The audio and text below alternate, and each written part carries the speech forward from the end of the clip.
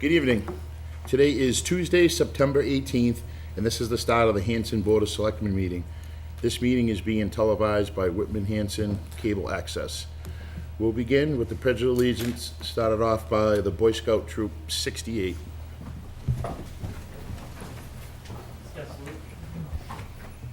Allegiance to the flag of the United States of America and to the republic for which it stands, one nation, under God, indivisible, with liberty and justice for all. Okay, thank you. Thanks, I want to guys. have a moment of silence for Vinnie Flaherty. Vinnie was a Board of Health agent for the town of Hanson for many years, and as of late, he's been a part-time health inspector for us. And Vinnie passed away unexpectedly at his home on Sunday, so I want to have a moment of silence for Vinnie, please.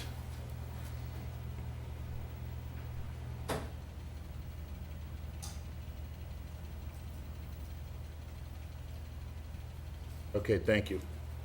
Take it away, Matt. All right, good evening, Hanson. Here are this week's announcements. There will be a special voter registration session held on Friday, September 21st from 9 a.m. to 8 p.m. at Town Hall. This will be the last day to register for the October 1st special town meeting. Any citizen may register to vote at the town clerk's office during regular business hours, Monday, Wednesday, and Thursday from 8 a.m. to 5 p.m., and on Tuesday from 8 a.m. to 8 p.m. Mail-in registration or online is acceptable as well. Any resident citizen who will be 18 years of age by October 1st is eligible to register to vote by September 21st. Town Clerk's Office would like to remind dog owners it's time to license their dog before September 30th to avoid a $25 late fee. October's special town meeting will be held on Monday, October 1st at 7:30 p.m. at Hanson Middle School. A quorum of 100 registered voters is required to conduct business. Volunteers are needed at Camp Kawani's Halloween extravaganza, which will be held on Sunday, October 28th from noon to 4 p.m.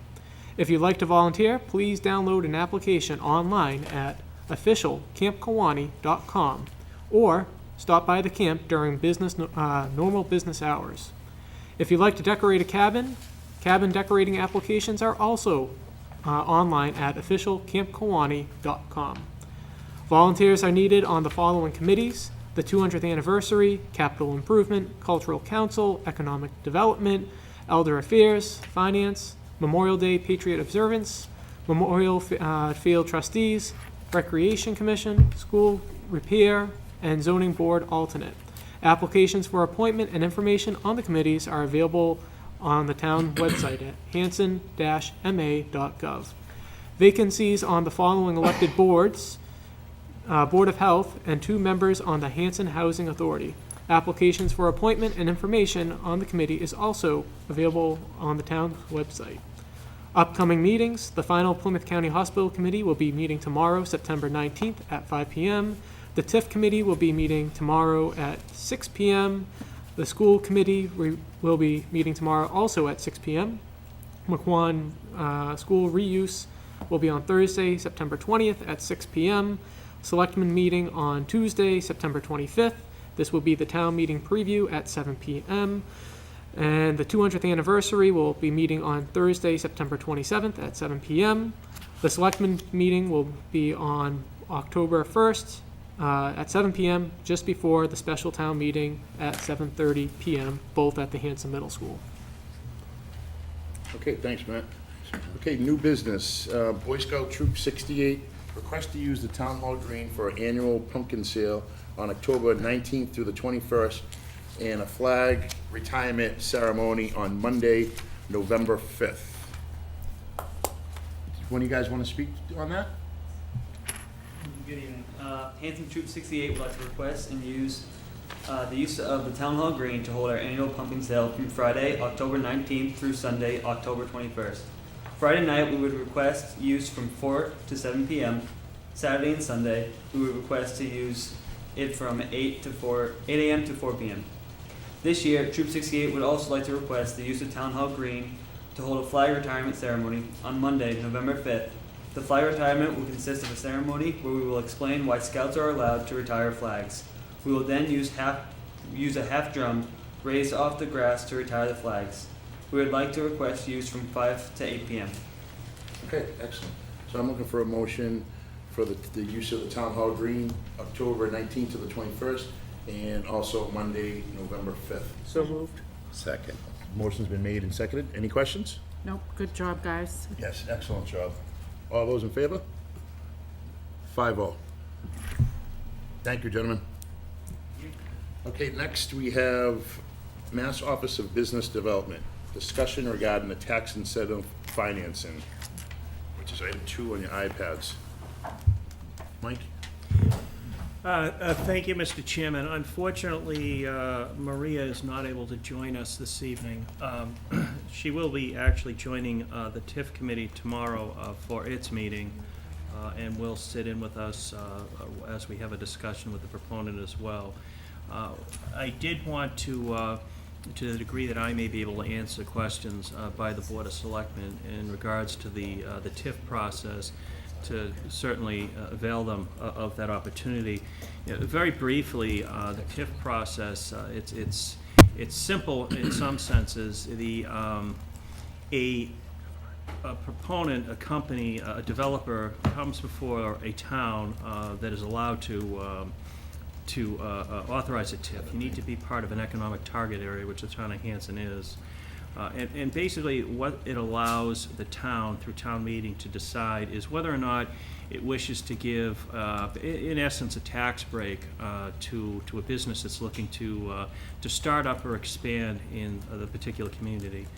The tax break, the tax incentive, is only based on the new value of the property. So obviously, if there were a new building being built, it would be on the totality of that particular structure. However, if you have a building such as in this instance, it already exists, the deferment of taxes is based on the new value. So in other words, if you had a property that was worth $1 million, we continue to tax it on the $1 million.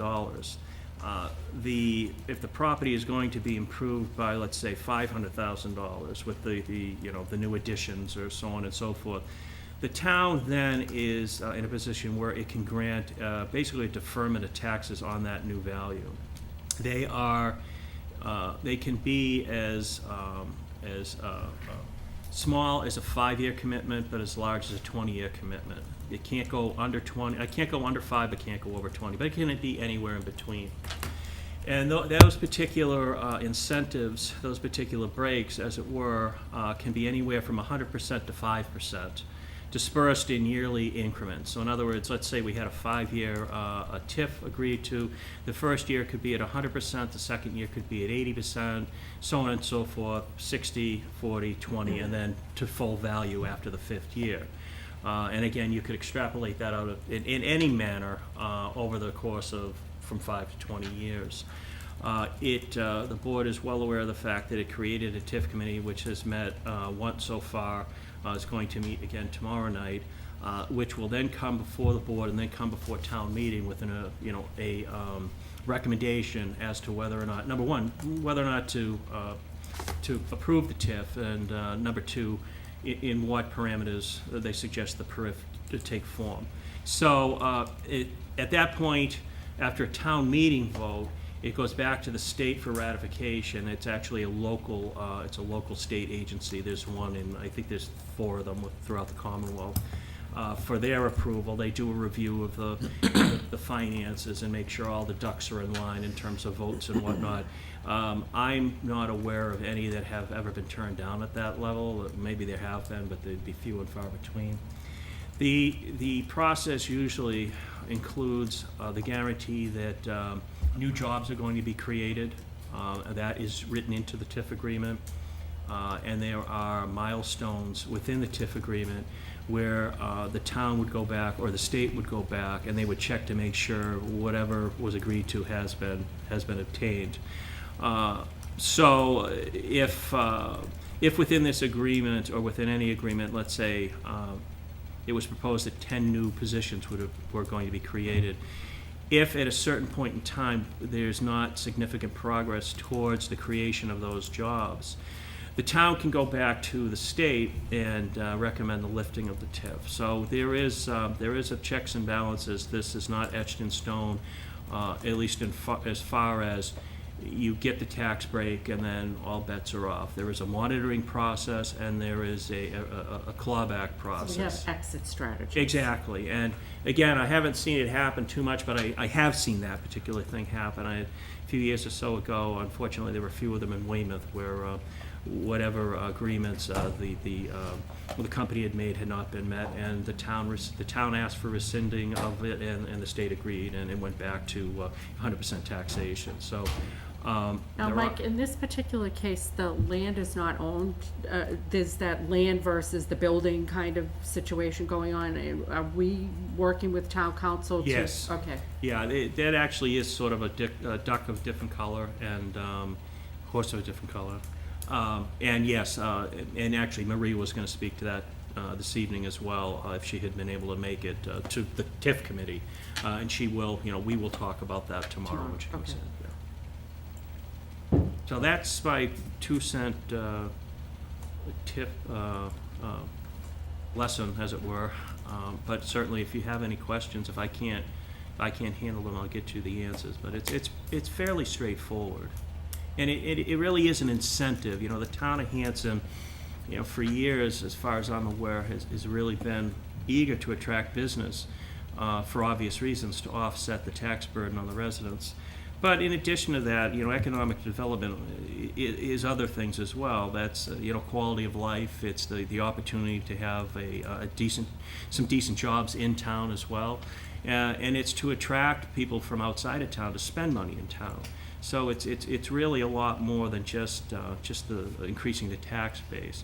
But in this particular situation, this particular area, we're looking at a section of town that has been unfortunately in disrepair for some time. And my hope is that if the TIF committee, the Board of Selectmen, and ultimately the town meeting approves this TIF, that it'll show that the town of Hanson is open for business, as it were, that it is encouraging that reinvestment, not only in that particular location, but there could be other locations in town that people are looking at. And I don't think it's going to be a TIF of, if approved, of a great magnitude. So it's sort of a step in the right direction as opposed to the great big plunge. And I'm hoping that it's successful and it leads to bigger and better things. Yeah, but we're hoping that if this particular one moves forward, that it's contiguous to other pieces of property that we're really hoping. Well, that is the focus, Yeah. I agree, Yeah. that particular section of town. But if there's another part of town that we're not focusing upon right now, that somebody comes before us and asks for this consideration, certainly we're not specifically, or we're not going to turn a deaf ear to any other proposals in any other area of town. We probably would have to go through the same procedure in terms of declaring that particular location as an economic opportunity district. But again, I don't want to shut the door on any possibilities in town going But forward. again, we're not making a proposal tonight. The No. TIF committee's got to vet it. We'll then propose to you guys. You guys will have a chance to kick the tires on it, see if you feel comfortable, ask questions, and then we'll take it from there. Exactly.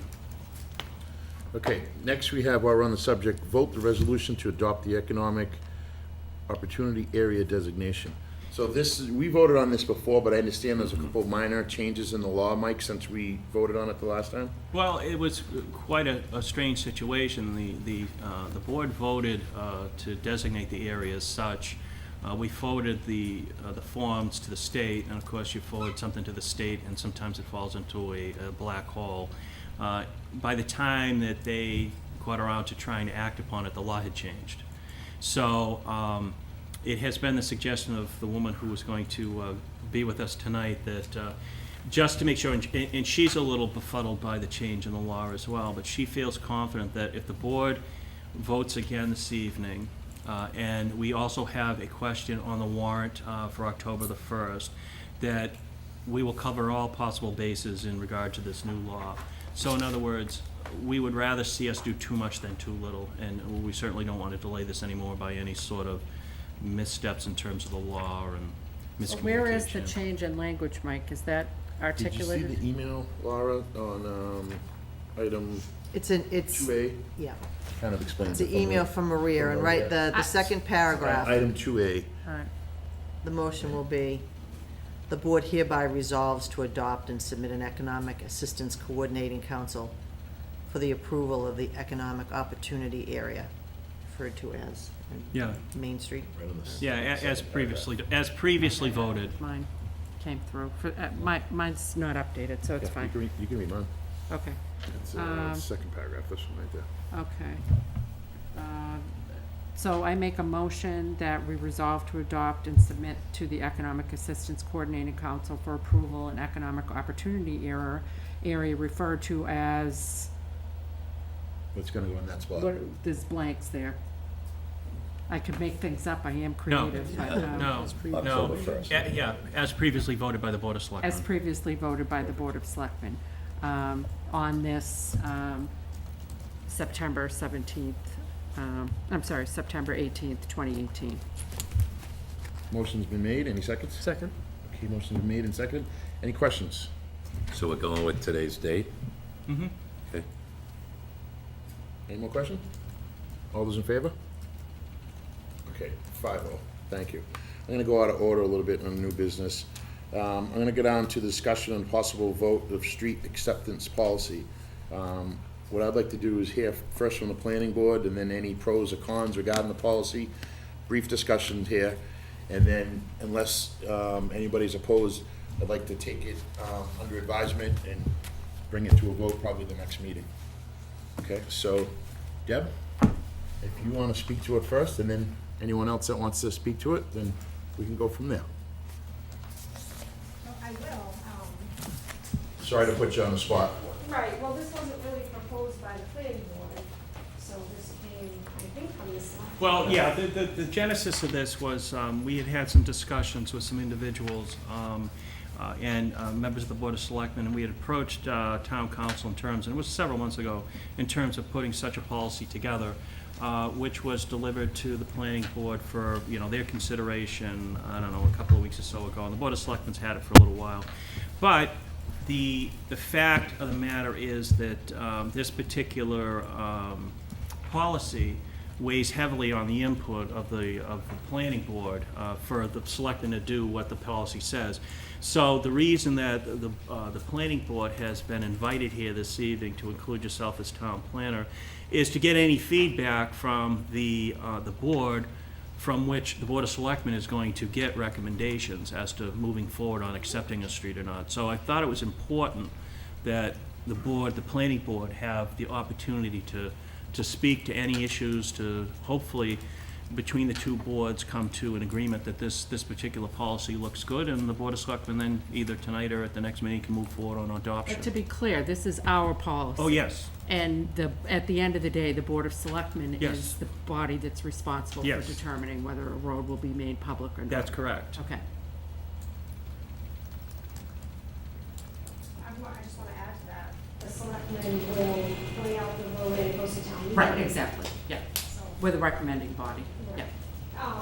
So there is already a policy in place, and there's Mass General law that speaks to how to lay out the road.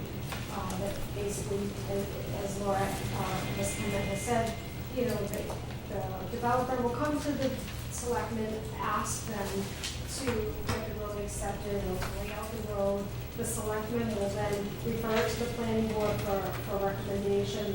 The planning board will have a public hearing, decide whether they want to recommend it for layout or not, and send it back to the selectmen for road layout, and then we make a recommendation and it goes to town meeting. And that's sort of the procedure. In the past, we have a few roads that just haven't gotten to that point. They were meant to be public roads, but they never got approved, and they were getting old, and so there's some issues now. The developers are gone, we don't have any money, we don't have any bond money, how do we get these roads approved? How many of those do we have? I don't know the specific number, I know 4 that I've been working on diligently, but I'm sure there's more than that. So the question becomes who's going to pay, and this is what I think about this policy, who's going to pay to to get a road as well done, to get these easements done that now need to be done. You know, you need an easement to go onto somebody's property to maintain the drainage, retention ponds, or whatever else may be there. And we don't have these things in place, and so it would be difficult to accept a road without the easements and the proper paperwork. So part of this lays out a way to do that by making a policy that the homeowners that will benefit from getting the road accepted will pay for that. So it gets into a little more detail than, say, Mass General Law, that just gives you a procedure of how to get this done. But that's at our discretion, that's not consistently that we would be passing on a betterment or passing it on to homeowners. If I read the policy, it says that it's at the discretion of the Board of Selectmen, right? Like, I would think, I would think so. Yeah. So I think that's where this gets into a little more, details and, whether it makes sense to take charge a benefit tax. And a benefit tax gets into a little more issue in terms of, you know, does it really better their property? So, and there's a checklist at the back of this that goes into some of those details, because I think sometimes there's a fine line there whether you can really charge a benefit tax for something that's existing. So is the fact that it becomes a public way really an additional value to their property? That's an issue. Good question. I don't know if I synopsis for you. No, we definitely wanted to hear your opinion on it. I have concerns with charging the homeowners a fee that thought that they were buying a property on a public way. So that was my concern, and that now they're coming, they don't even really know whether their road is public or not, and now they have to pay an additional fee to get their road accepted. That is a concern of mine. I hear what you're saying, but that's at our discretion, and I don't think we would unilaterally make that kind of a determination. I think it would be on a case-by-case basis. The way I read this was that gives us the option to do that if we feel that we need to do that.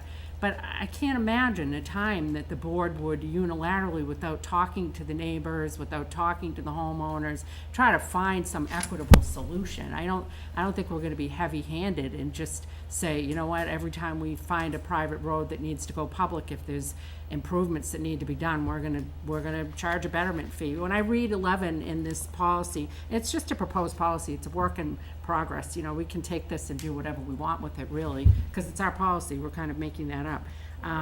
What I'm concerned with now is we don't have a checklist or really even any guiding document, like when we're asked to make a private road public, we just sort of have to make it up as we go along. What I like about having something, whether it's this or something else, is I find that compliance, unless you are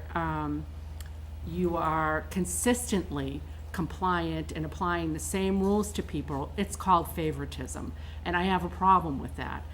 So I like the idea of having a consistent policy that we're applying, where we're going down a checklist and we're saying, you know what, the last time we looked at this, here's the things we looked at.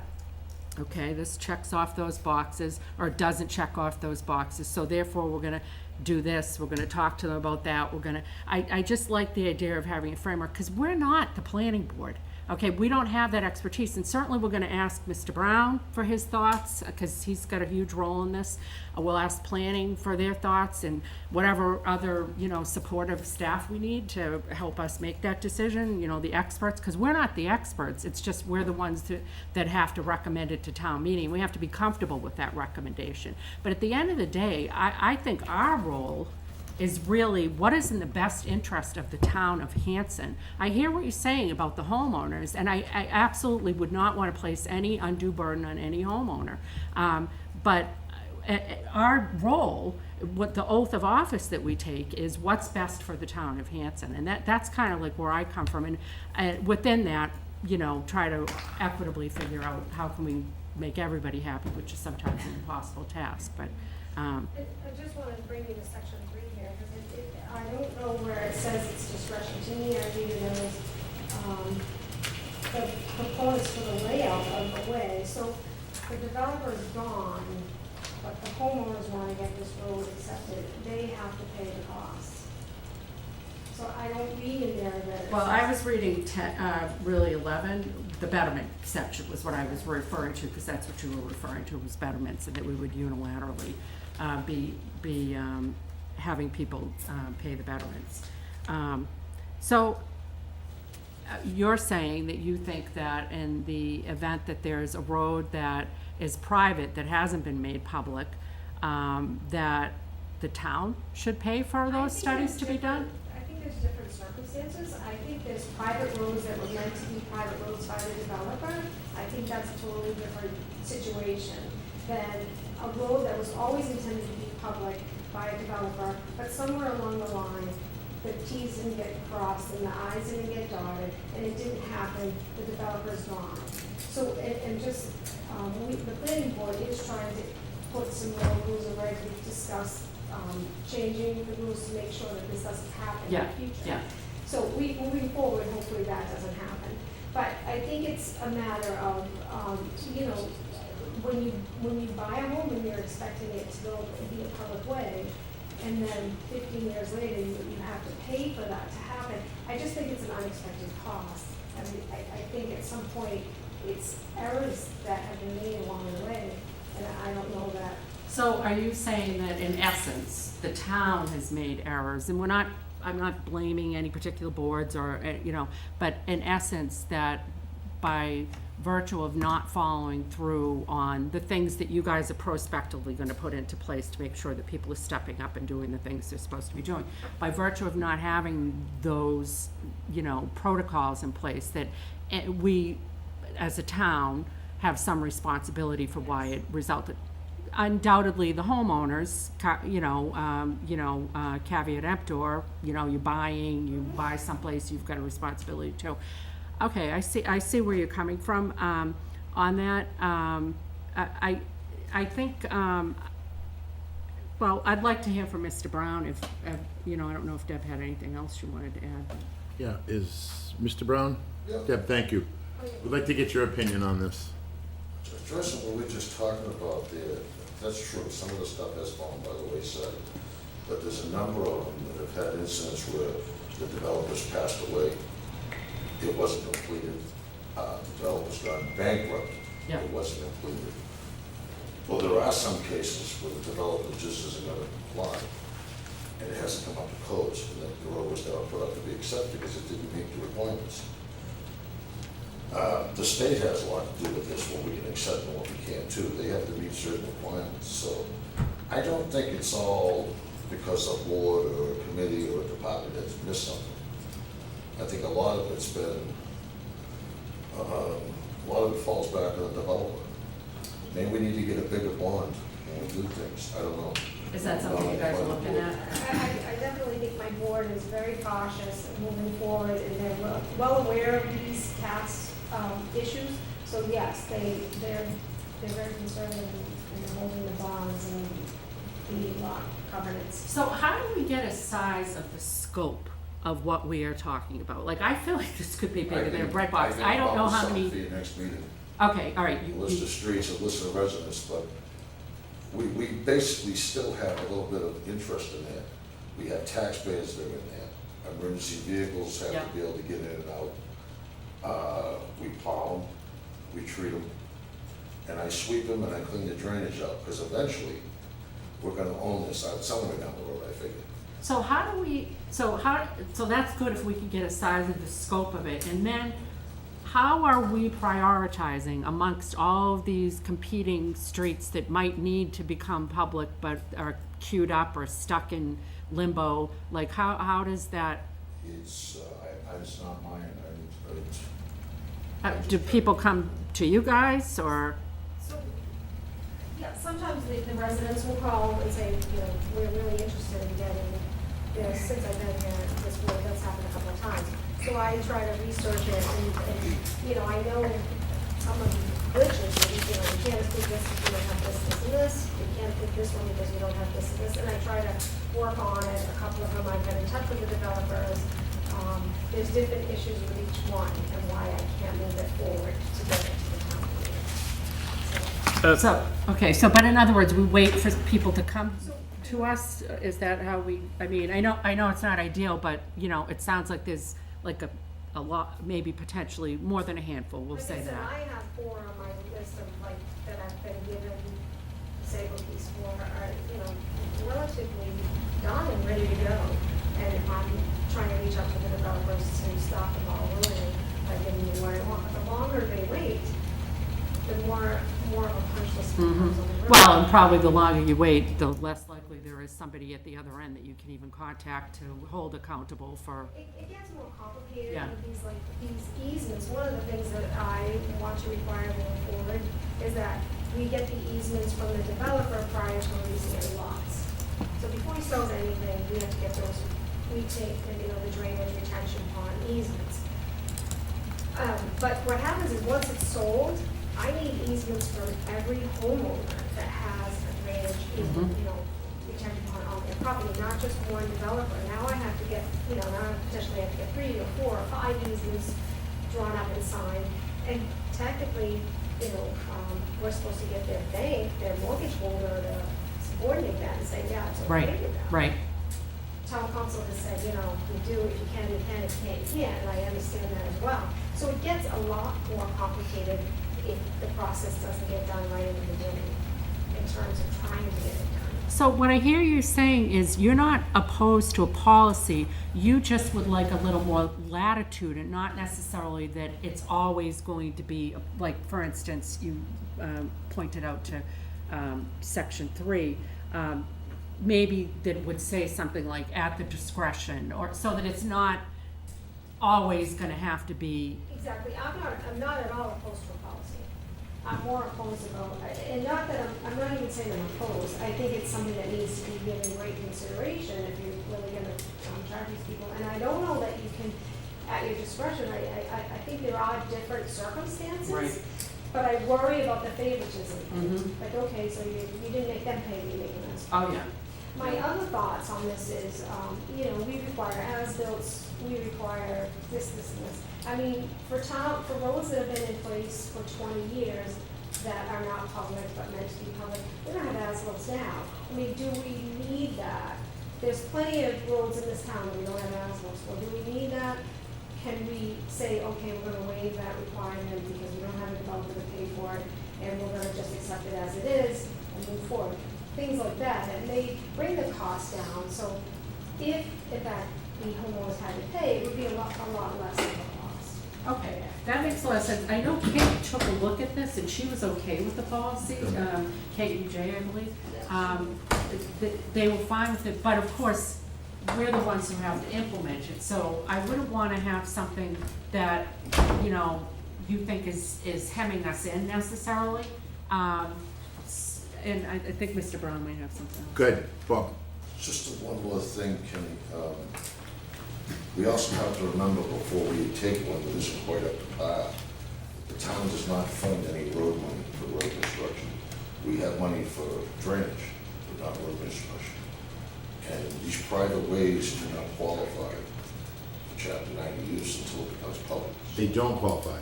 No, because it's not public.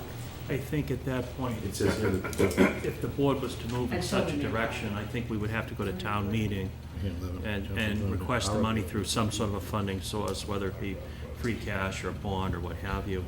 I would think in an instance like that, it would probably make sense that if the board was going in such a direction, that we had a list of as Bob has said he would provide, but if we were to go to town meeting to request funding for such, that we don't do it solely for one road, that we go and we do bonding and we put a couple of roads out there as opposed to, and what I was gonna actually mention back to a question you asked a few minutes or so ago about maybe an inventory. I do know that other towns have brought consultants in to do an inventory, so they have a list in terms of what they think the priorities are for what roads should or could be accepted. And if the board is so inclined, I can work with Deb to see how they put those together, and we can come back I before. think we should definitely do that, so we have an idea. And Yeah, I take a really, look. and I know it's hard because each street is different and they've all got different needs, but I really want to understand what we're talking about for dollars here, because we have a lot of infrastructure issues, not the least of which is water, which I know they've got the separate accounts. We've got a lot of other infrastructure projects that need to be addressed, so the thought of spending taxpayer money on some roads where there might be people shirking their responsibilities. I hear people have passed away and there's extenuating circumstances. I know it's a myriad of circumstances. But I gotta be honest with you, it gets my ire up to think that there's somebody out there that's still alive, that's still viable, that's not stepping up and doing what they're supposed to be doing, and that the town's gonna end up paying to clean up their mess. That's a problem for me. Does anybody else have any more? We got a few more minutes on the discussion. Okay, I'm gonna go with Mr. Campbell first, and I'll go to you, Joe. Sure, I'm Joe Campbell, 150 Woodbine Ave. As the main contributor to this policy back starting in 2015, and it kind of got kicked down through, just timeframes of town meeting and stuff. Since that time, as a private citizen coming up and looking at some of these policies and originally looking to be part of the bylaw committee to see where we have some holes. This was one of the biggest policies that I saw at that time that had some pretty major deficits to it. And it sparked from watching a TV program that was put on by one of our local news channels that went around and surveyed some of the towns. The enormity of what this issue is, it's not just to Hanson, it's to every town in the Commonwealth. The estimated amount of private roads that the Commonwealth has, that are private roads that are people looking to get to be public roads is huge. It's a huge amount. So the reason why this was kind of brought up and started and submitted was to make it so that the holes were filled. And that's basically what you're seeing, the policy that's been put before you. And town council did a great job vetting the things and some changes to make it a little bit better for Hanson. The major part of it, and Mr. Brown touched on it, the major part of it that we as a town and a municipality, we're responsible for certain things in regards to private roads. And that's dictated by Mass General Law. We're required to plow the streets for emergency services, things like that. Light maintenance that's approved. The funding doesn't come from Chapter 90, as we discussed, not from the Chapter 90 fund. So there are things at town meeting that can be asked and requested to improve a road. But the biggest thing that we need to address is the fact that we don't know that something is wrong until it fails. And at that point, it's too late. We're already spending too much money, because now we not only have to fix the road, we have to fix the failure of the road. And at the cost now for prevailing wage and things that could be potentially huge in amounts to a town to accept the road, we need to identify that stuff ahead of time. So that's why you see the policy is very granular as far as being able to identify what the problems are with these private streets if they were to become a public way. Okay. Something that we've spoken about here is how much the cost could be. We haven't addressed the issue of how much the cost couldn't be. It could be as simple as adding a street sign. But one of the biggest things that we need to address is that the private roads are at a minimum brought up to at least municipal standards. And that's something that this policy addresses. And it makes sure that we identify that stuff before the town becomes responsible for even a more, just a bigger headache, if you will, a bigger headache that we could have. So that's what this policy really addresses. Many towns around, a lot of the surrounding towns, they have kind of what we already have in place, but there are a lot of towns around that are progressing to this. So we asked about, somebody asked about what it would cost or to do a study or whatever. The city of Natick actually did something recently, a few years back, 2016 I think it was, and they discovered $23 million to $27 million of improvements that their private roads needed. And it was a plethora of, just like I said, it could be a street sign, it could be an added. Joe, I'm gonna cut you off. I wanna give everybody else a chance. Sure, so Okay. that's what we address. So we could find a big issue, we could find a small issue, but that's what the policy does. Thank you. identify. Joe, go ahead. Joe Gamache, Planning Board. One of the problems we have is a private road standard is a little bit different than a public way. A public way has to be compliant to ADA. Private way does not. So when a developer comes in and says, this is a private way, we're gonna have an association, then he's gone. People get together, get a petition, they wanna have a public road. Well, it's not compliant to ADA. And we work hard to get the builders to do that, developers. They say, we don't have to, and they're right, by law, they don't have to. So we're stuck with this. And it could be a small fortune to bring everything up compliant to ADA, and Great point. where's that gonna come from? That's, And does it have to be ADA compliant? Are we gonna have a lawsuit? I imagine it does. Those are things that we're gonna have to look at. I mean, I don't think we've got a choice about that. Does anybody else have anything on this matter? Mr. Chair. Go ahead, Matt. So I was doing a little bit of homework and whatnot. I was checking out our town website, and it said under private roads, general bylaw, Article 2, Section 7, Article 2-17, Section 5, it says there's no betterment charges. There shall be no betterment charges for private Okay. roads. So that's one thing I would ask that we do more research on is how do our general bylaws play into private roads and moving forward? So. Yeah, I think we need to definitely do more research on this. And you know, talking with maybe the a state and stuff. situation where this is something that we say, we'd like to adopt this going forward for new roads, and then we've gotta figure out what we're gonna do with Right. our little legacy roads that we've got to deal with. And like Mr. Gamache mentioned, you know, it may be that's a different situation where a builder comes and says to us, I intend this to be a private road. I'm therefore not Right. going to comply with any of these things. That's to me, a completely different situation than somebody who bails and they're still viable and we can go after them. That's a whole, in both of those situations, I think those builders need to be held accountable. If the guy dies, that's, I don't, It's different Yeah. circumstance. One more question, Mr. Brown. Bylaw you were just discussing, you may want to look into that, that could be gravel private roads instead, I'm not sure. Right, that's what I was saying, is we should look into Gravel it. roads, I'm not sure if it's the same as this. Right. I can clarify that. Mr. Brown is right. They call it an unimproved road. All right, so we're gonna table this until we get some more information. Okay, thank you. Okay, next, move around again. Discussion regarding the Route 14 McCorn reconstruction project. Item 6 on your iPad. Gentlemen? Want to just introduce yourself for the record? My name is Jim Fitzgerald with Environmental Partners Group. Nice to see all of you. And I'm here with Benny Hung, also from Environmental Partners. And we're here to talk about the McQuon Street reconstruction project. The project, as you're all aware, is going through the TIP process, the Transportation Improvement Program. Right now, we're in the 25% preliminary design phase. So to date, we've had coordination with different departments in town, as well as with Mass DOT. We've done a topographic survey of the corridor and created a base plan. We've done traffic analysis, updated traffic counts, etc., and done some initial drainage evaluations focused on the flooding portion of McQuon. We've also advanced into the preliminary design, looking at the horizontal and vertical alignment of the corridor.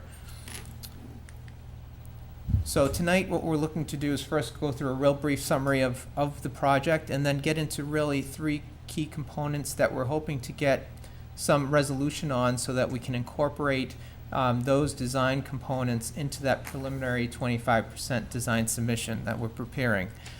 Those 3 components are the intersection of McQuon Street, Liberty Street, Indian Head, the shared use path, how we're going to accommodate the proposed shared use path at one pinch point alongside McQuon Pond, and the treatments for flooding along McQuon, just west of Pine Grove Ave. So first, to get into a brief project summary, I'll go relatively fast because I know all of you know much of this already. The project is really focused on complete streets, providing multimodal accommodations for the vehicles as well as the bikes and the pedestrian.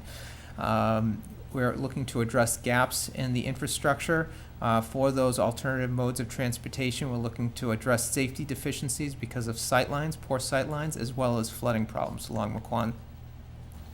So looking at the corridor, the light green depicts where we have sidewalks, and the red is where there are no sidewalks. So we're really trying to focus in on addressing that gap in the middle, where there are really no pedestrian accommodations, nor are there bike accommodations. So again, we're trying to address the lack of sidewalks along the roadway that certainly make it challenging or if not impossible to walk along McQuon. Addressing sightline issues in many locations along the corridor because of the roller coaster nature of portions of McQuon, as well as the lack of or substandard crossings for pedestrians along the corridor, the lack of bicycle accommodations along McQuon, and certainly the roadway flooding, as I mentioned before, down on the eastern portion of the project.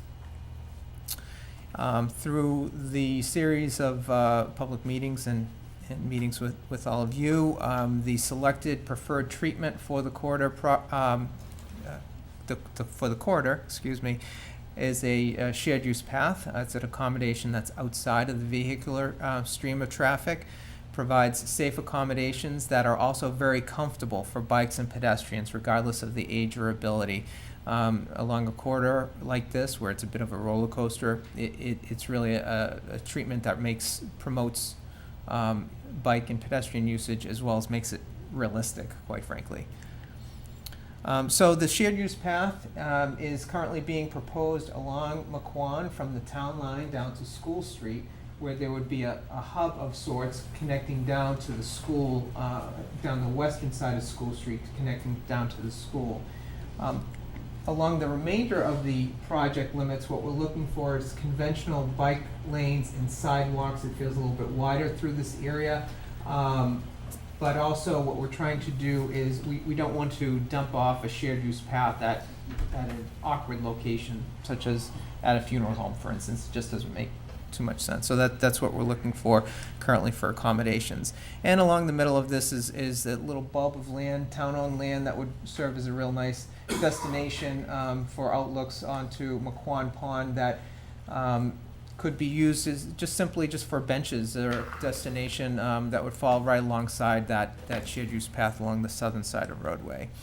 So to get into the first of the three key components that we want to dive into tonight, the intersection of McQuon, Liberty, and Indian Head. As you all are well aware, it's kind of wide open. It feels like a lot of pavement in the middle.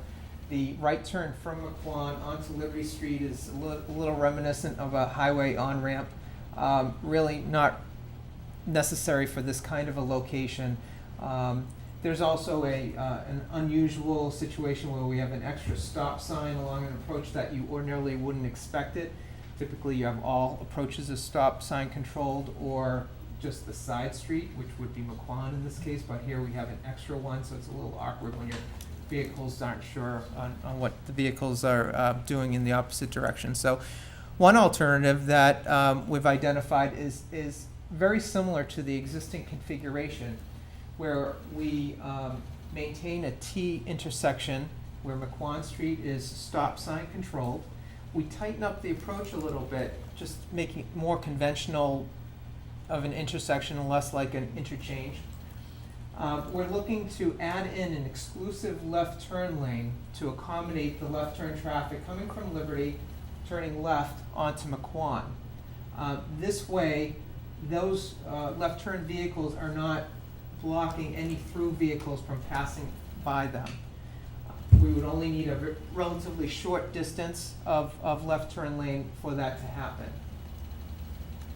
And all the while, this intersection, as shown, would operate fine as far as our traffic analysis is concerned. Another alternative that we had presented was a roundabout traffic calming feature that efficiently processes traffic. All approaches would be yield controlled. Again, traffic would be processed fine under this alternative as well. It serves as a focal point. It can provide a gateway. There could be space for accommodations in the middle, but of course that has to be maintained. The other one area of concern primarily with this roundabout concept is the land acquisitions that would be required over on this corner and on this corner here as well. So a roundabout takes up a lot of space, basically, and so we would need some of the private land in order to fit it all in with the sidewalks alongside. So We don't know if we can get that private land, or are you saying? we don't know. Okay. I mean, it's possible that it could be acquired. That would have to be discussed with the landowners. Okay. So this is just a side-by-side comparison between the two alternatives. As you can see, under both scenarios, you have fine traffic operations. They operate about the same. Both of them improve safety from our perspective from where we are today with that unorthodox stop sign. By tightening up the intersection in alternative number one, we're able to have those right turn vehicles have better line of sight for oncoming traffic from Indian Head instead of having such a skewed approach. So that certainly is being addressed. And with the roundabout, traffic calming device vehicles are traveling 25 miles an hour through the circle. So certainly a safe accommodation. So we're about the same there. Aesthetics, they're both fine. We're able to pick up a little bit of green space with the alternative one. Certainly alternative number two, the roundabout is a little bit more impactful, but could go either way. Impacts, there would be no impacts having to do with private property under the conventional T intersection. Under alternative number two, the roundabout, there would be on probably at least two of the I corners. think when you were here last time proposing this, the highway surveyor had issues with the roundabout because it was on the top of the hill and he was Yep. concerned about cars. Correct, and we actually had looked at that, and I think the concern was that the hill ices over at times, and what we were finding was that the drainage along the hill certainly needs to be upgraded and addressed. So those clogged structures are certainly not helping things. Aside from that, where the roundabout would be positioned, we would be able to adjust the alignment, we believe, to be a little bit flatter, but it's still not all that steep in the area that we're talking about. Further north on Liberty, it's a steeper slope, but not necessarily in this area. There is, when it comes to that slope that we're talking about, that's why we're able to fit in this short left turn lane that, again, still falls outside of that steeper slope in a relatively similar area as what we're talking about with this roundabout. So, yeah, either way from that standpoint. Of course, roundabouts can be controversial. There are some people, this communities who, like I presented previously, there tends to be a learning curve, and before one goes in, there tends to be a lot of One in Pembroke is negativity. terrible. Well, It's right up the street there, from here. there you go. It is. Yeah.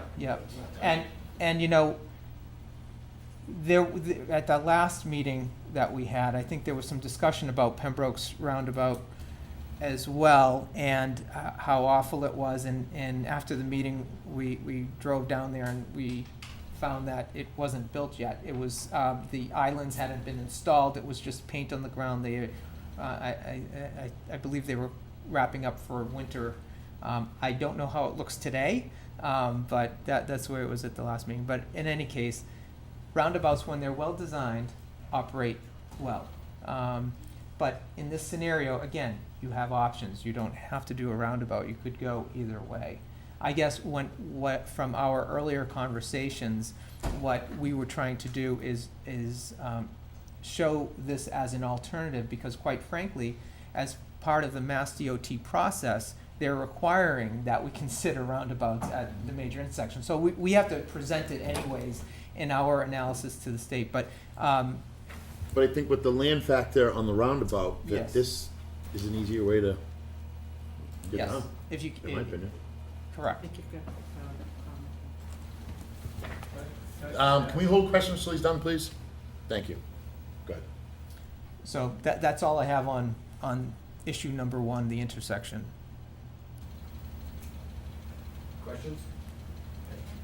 Go ahead, John. I just wanted to add to this, one of the things that alternative one doesn't address is this morning, coming from the south, north on 58 to that stop sign, right? There was 17 cars lined up at that intersection, and it took almost 15 minutes for me to get from the back of that line all the way to that intersection. And this goes on all day long. Along here, along this Yeah. approach, yep. Yes, so alternative one doesn't address that issue at all. Yes, it- whereas yes, it alternative does. two does. Is No, this- alternative one eliminates that stop sign.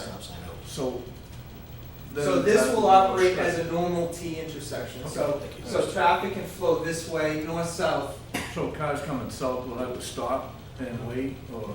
It'll be a That- normal, it'll be a normal T intersection where this is the through movement, Okay. and anybody wishing to turn left has to yield to oncoming traffic. It's just converting it back to a normal. So I guess for clarification, Mr. Michelle, the stop sign's on McQuon, it's not on, because it looks, in the slide, it looks like there's like a, They're- a post below it. Yeah, it looks like it just got bigger. It's on the island. Yeah, so McQuon is stops, under this alternative one, the McQuon approach is stop sign controlled. Over here, it's free flowing like a normal continuous road. Go ahead, Yes. Joe. I'm actually a fan of those roundabouts. They move traffic very quickly. But in this situation where you'd have to acquire property, and I'm not a go with that. I am a go with having stop sign on McQuon Street. That's the biggest problem that intersection has right now. I don't know why the highway department couldn't change that right now. That would move traffic really fast. So I don't, it might be a law why you can't do that. I want to finish. Back years ago, we were asked to put The other thing is, this shared path, is this gonna have a grass strip between the roadway and the pathway? Yes. So we're talking more maintenance for the highway department. I don't know why you couldn't go with a wider path right up to the curb line. I suppose we could, normally, what we're trying to do is make it, the green space, if it's maintained, is. If it's maintained. aesthetically- If it's maintained. We don't have the manpower nor the money. Sure. So there certainly can be other treatments that would be used on the surface that isn't grass. There's no requirement that says you have to have grass. Yeah. It's just, We have to go. in between the two, there will be a guardrail of sorts, that would be probably a wooden attractive guardrail, or between the motorists and the shared use path. I guess my preference would be zero maintenance. Okay? Sure. When do we need to make our decision? Is it us that's making the decision? As far as the material type? No, as far as what alternative? Yeah, it would be great if we could make that tonight between alternative 1 and 2, so that we can advance the 25% preliminary design with that included. Right, okay. Because that's we've part got of it. deadlines attached to getting this money and keeping this money. So we want to keep the ball rolling. Yeah. And we want to show that the town is serious about this project. And, having this sort of involvement is really important, so that we have consensus and we're moving forward, not backwards. Mr. Chairman, if I may, just to put a little clarity on the purpose of the meeting this evening, it is with the hope that the Board of Selectmen will make decisions, I believe, on 3 different areas that have been bandied about on a number of occasions, at a number of public meetings. And I think what Jim is looking for at this point is some finality in terms of getting that final design taken care of. So I do believe that if the board is so inclined, the board should make a motion in support of one alternative or another, and then, again, Jim has 2 other items that he touched upon earlier that he'll get into more depth on. Well, I'd love to. can we hear, like, what planning said, what highway has said? I mean, because I like, think we've already been down that road with all the meetings and stuff with we've these had. new ones, I- I don't, am I, okay. I mean, I don't recall what, I mean, I know, Mr. Brown, I believe you still are not a huge proponent of the roundabout. not in that location. Okay, all right. Mr. Chair. good. Sir, I'll yield to No, go Mr. ahead. Hickey. My question is for Jim, what's the cost difference? What's the cost between constructing a brand-new roundabout and ripping up 58 and 14, rather than just removing a stop sign and adding a left turn only. Don't forget the acquisition too of Right. property. Under both scenarios, I think we are anticipating full depth reconstruction, so although certainly the roundabout is a few dollars more, it's not all that astronomical, and regardless, Mass DOT would be paying for the construction, so, and they would support, Paying for the engineer. they would support either. But does But that certainly include- the land acquisition component, you know, that, again, that Who would pay for complicates that? things. Who would pay for the land acquisition? that would be the responsibility of the town. Okay, so that would add cost. Yes, Okay. yeah. Or taking the. Excuse me, Mr. Chairman, I'd like to make a motion Because in number. Okay, go ahead. that we select alternative number 1. Second. Motion's been made and seconded. Any more questions? All in favor? 5-0, Mary. Go ahead, sir. Okay, alternative 1. Next, there is a pinch point along the project. McQuan Pond, just on the eastern side, that's really the real tight point, especially when we're looking environmentally. There's plenty of right of way in this area, property owned by the town, but the problem is certainly the wetlands. So we're looking at two alternatives. One of them would be a boardwalk, where the shared use path would actually fall on a boardwalk, and it would minimize the impacts to the wetland, kind of going over it. This would be done with, there are different ways of doing it. One way that we would certainly be considering, just for longevity, would be installing galvanized steel helical piles into the earth and supporting the structure. The structure would then basically look like a conventional boardwalk. It would be 10 feet wide. The shared use path elsewhere, the paved shared use path is 8 feet. In this case, we'd go 10 feet just because of a shy distance between, because of the hand railings directly on either side of the shared use path. And there are different material options when we get above those galvanized steel piles. The more conventional way of doing it would be with pressure-treated wood. That certainly has long life, but not as long life as something like a composite material. That would be probably more money, but less maintenance long-term. Again, this is being funded by Mass DOT. So whichever is selected, and we're gonna be getting into a different alternative as well, but whichever, if a boardwalk was advanced, whichever material of the boardwalk was selected would have to be going through Mass DOT. So again, when we compare costs, lower costs with a pressure-treated boardwalk as opposed to a composite material. Safety-wise, composite materials sometimes can be a little bit slicker when they're wet, nothing earth-shattering. Environmental considerations, none from composite material, and pressure-treated wood is considered safe as well, although there is some potential for leaching into the surrounding soils. Wouldn't that be concerning since we're near wetlands? It would be, however, they always, these boardwalks are conventionally used in wetlands, Yes, and that yeah. it's not really an issue, it's of concern. Okay. But, just because most people use it doesn't mean that town of Hanson has to, right? So, And what's the life expectancy difference here? it's hard to tell. The galvanized steel components, hold on, let me go back. The galvanized steel components certainly last a very long time. They'll outlast me, that's for sure. The pressure-treated wood lasts several years. It's really hard to judge. In the research, it doesn't really, there's not really a consistent life expectancy. It depends on the location.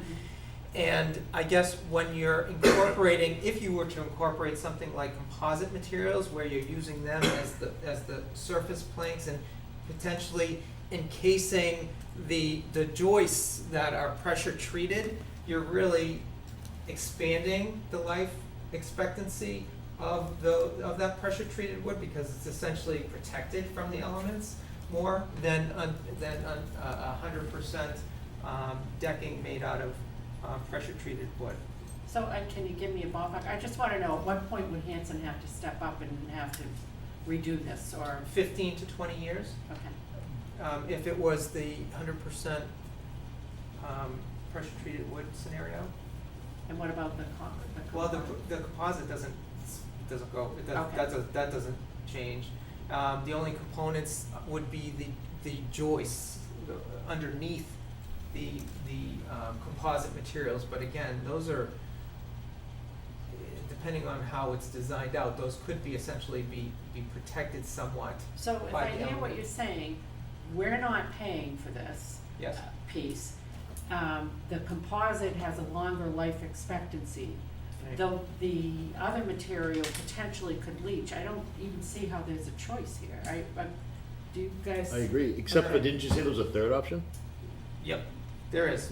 So, to your point, the questionable area may fall into the Mass DOT review process. Okay.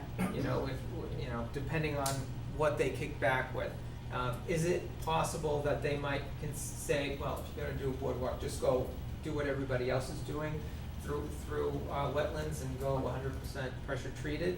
It is possible. There could be you could also then come back with some non-participating elements of the design. These are elements that the town might wanna pay for, like the cost above and beyond what the 100% pressure treated scenario would cost compared to the combination pressure treated composite scenario. So those are things that we can deal with later, but again, certainly let's talk about that only if we need to.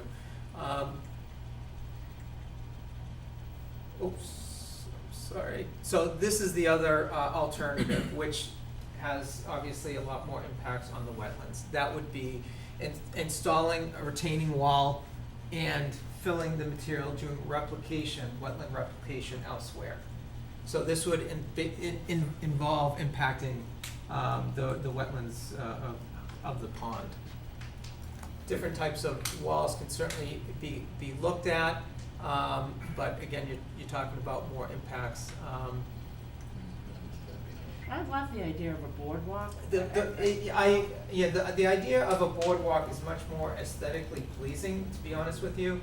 That's kind of why we presented it first, especially when you consider that it's connecting to this landmass. It's going to be your, like a little neat park, in the middle of the pond. It kind of lends itself nicely to it. So, but side by side comparison, the environmental impacts are a lot less certainly with the boardwalk scenario than filling the wetlands and installing a retaining wall on that, just on that edge. And I don't mean to imply it's a substantial area here that we're filling, but it's still an impact, I'm looking for a motion. I make a motion that we adopt alternative 2, which I believe is the one with No, the, no, well, that one. we do the boardwalk, Yeah. but with the composite material. Yes, got it. That's composite Yeah. material. Alternative 1 with composite material. Motion's been made and seconded, Mr. Hickey. We've got, sorry, and I think. Hold on, 1 second, hold on. Go ahead, Mr. Hickey. No, I was looking out there and there were questions. okay. I'll second. Yeah, I would always look before. Mr. Clements. For the record, as a conservation commissioner, I personally walked this area, including just within the last week or so, I looked at it, and I would be very much in support of the boardwalk alternative, as opposed to building a wall, filling it in and paving it. Okay. Mr. Brown? I love the idea of a boardwalk and the warm and fuzzies in the water and all that stuff, but I think we have to use caution as far as liability on a trip hazard and the maintenance part of it. Just the sheer maintenance alone. Well, this one, I believe you said is less maintenance, the composite material. No, but it's also, I'm sorry to interrupt, but it's slippery when wet. And that's what I was thinking was the liability. How much experience do we have in the winter areas of the country with these types of things, taking on road spray in the wintertime? Right, so to Bob's point, the composite material is less maintenance than 100% pressure treated, but probably more maintenance than putting in a solid wall and filling it in and putting in a paved surface. So he is But correct. to address the slippery piece, is there nothing that could be put on that would be like, I don't know what the technical, but some Sure. type of treading or something? And that's something that we would look into. Okay. Again, conventionally, these are normally done with pressure treated wood. We would have to incorporate that into the. And they may come back and say, no, we're not gonna Right, spend the in money which anyways. case we'll go with the cheaper Right. one. Mr. Gamache? Yeah, I agree with Bob, that no matter what, there's gonna be maintenance. I've been on a lot of those boardwalks at Composite, and a lot of problems. They do pop, they are trip hazards, they are very slippery. Not only that, they're extremely hot in the summertime. So are you saying, You can't walk on it barefoot. what are you saying, the regular wood? The pressure treat? No, I'm not for either. I'm for, that's not that wall that you put in the picture there. That's just a wall. It can be a decorative wall that's much more attractive. It's not gonna be particularly How about that the wall. impact to the water? That's That's my my only concern. And also, let me say this, if you go down to, I think it's called could be East Monpont, they had the same issue on Route 36. I'm not sure if they put piles in, but that sidewalk goes right up close to the edge. You could all take a look before you make it. This is a pretty serious decision you're gonna make right now. I can't foresee being in favor of something that's gonna be filling in wetlands there. You're not really, you're only taking a little bit of the wetlands, and there's gonna be replication somewhere else. It's not gonna hurt the pond, it's not gonna hurt the integrity of the pond. The way it's presented, it sounds like, well, you're gonna encroach on the wetlands. You're gonna take a little bit of the wetlands. There's always wetlands. Going across there with the road right now, you've encroached on the wetlands. But it'd be replicated. Yeah, Mr. Chair, to Joe's point, if we do decide to fill in some of these wetlands, we're going to have to replicate the wetlands 2 times. And if we do that, where is the wetlands going to be reclaimed? And who's going to be having to pay for this project? And then also, too, we have to think about the aesthetic of McQuon Pond. This is one of the cleanest ponds that has the most recreational use. And if we're building a retaining wall of some sort that we don't know what it's going to look like, I think that's quite the gamble that the town of Hanson does not want to go down. Is this at the pond? Or is this farther down? Okay. This is at the pond, I yeah. think somebody else had a question. Well, could we first answer the question of who would have to pay for this? So the replication would be incorporated in the project. Okay. That would have to be part of the project, to the state. On the other side of the hill. It's really low there. No, no. So, I think that's the blasting. So, but then these wetlands, though, you can't buy a piece of wetland bank, as I guess what I'm saying. So where on Right. McQuon Pond are we going to So- replicate? So in topic number 3, we are going to be talking about an area that might lend itself to some Right. replication, but we're probably going to need replication that's down in the flooding area where we're widening the roadway. The water is almost at the elevation of the roadway, right up to the roadway. So we're going to have to be, we're going to need some replication to make up for down in that area regardless. And so we're trying to make it up some further down, but I'll show you in a minute. Yeah. So, All right, so a motion's been made and seconded about the composite material. Can we? Mr. Kemet and Mr. Ellis both have Okay, comments. quickly, please, Mr. Ellis. Yeah, I agree with Mr. Brown, our highway surveyor, and Mr. Gamache, that it's going to be more maintenance. This material that we use isn't going to stand up for all that length of time. And at some time in the future, we're going to have to go back and redo it as a town. Whereas now, when you put the wall up, it's permanent, and you don't have to deal with it later on, where the highway department won't have to do it. It's easier maintenance for the highway department with a regular paved area to maintain. Snow plows have to go over this, pressure treated. Whether it's the pressure treated wood, it's not gonna hold up. You use the Aztec wood, or, the plastic actually, this is just plastic planking, won't hold up over the years. It just never does in a commercial. It's not made for commercial, it's made for residential uses. Thank you, Mr. Ellis. Mr. Kemmett? Oh, good. You sure? Okay, motion's been made and seconded. Any more questions on the board? No? All those in favor? I'd like to, Pause it, Mr. Chad, I'd like Oh, to you got a table the question? vote until we see what this next thing that Jim is going to show us about Okay. picking that's up fine. what Matt is talking about. Sure. Yeah, absolutely. Hold on, almost there. Okay. Flooding along McQuon near Pine Grove. So we're down in this area here. As y'all know, it floods from time to time over the roadway. What we've done is a drainage model, really focusing on the flooding. We have not analyzed the roadway drainage system yet. We're just really analyzing the way it currently is today as far as the roadway footprint. And our model is finding that, yes, for a 10-year storm, we're getting about an inch of water above the roadway, a stagnant water. And there are some areas, if you look here, different shades of blue. This is kind of the area where it kind of floods.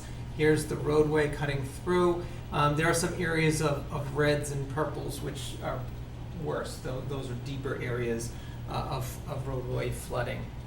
So we looked at two alternatives. The first one includes reconstructing the culvert. Both scenarios, you have to reconstruct the culvert. It's in poor condition.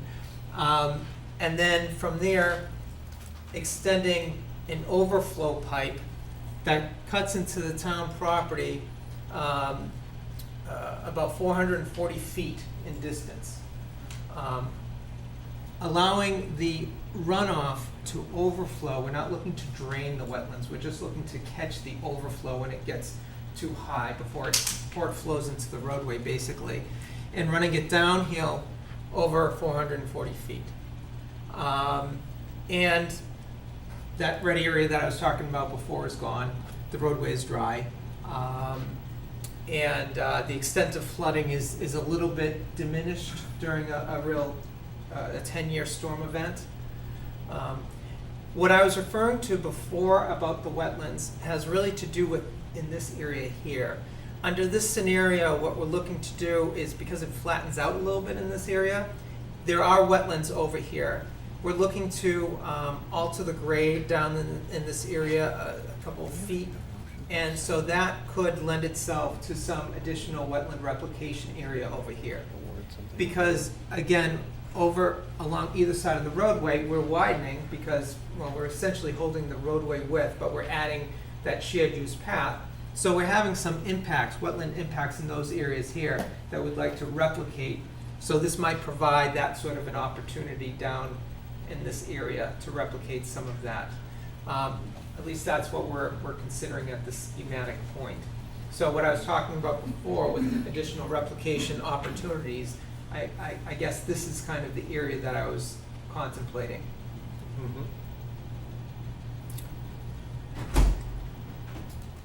Alternative number 2 would basically be to put in a new culvert crossing McQuon, but simply raising the elevation of the roadway about a foot, get it out of the water, essentially. What this does is, again, 10-year storm, the roadway stays dry. Yes, you still have some dark areas over here where they're a little bit deep, but at least the roadway is dry. Are there houses in these little bit deep areas that you're referring to? Or? No. Okay. No, there is a house over here, but it's right here, Okay. there's a house.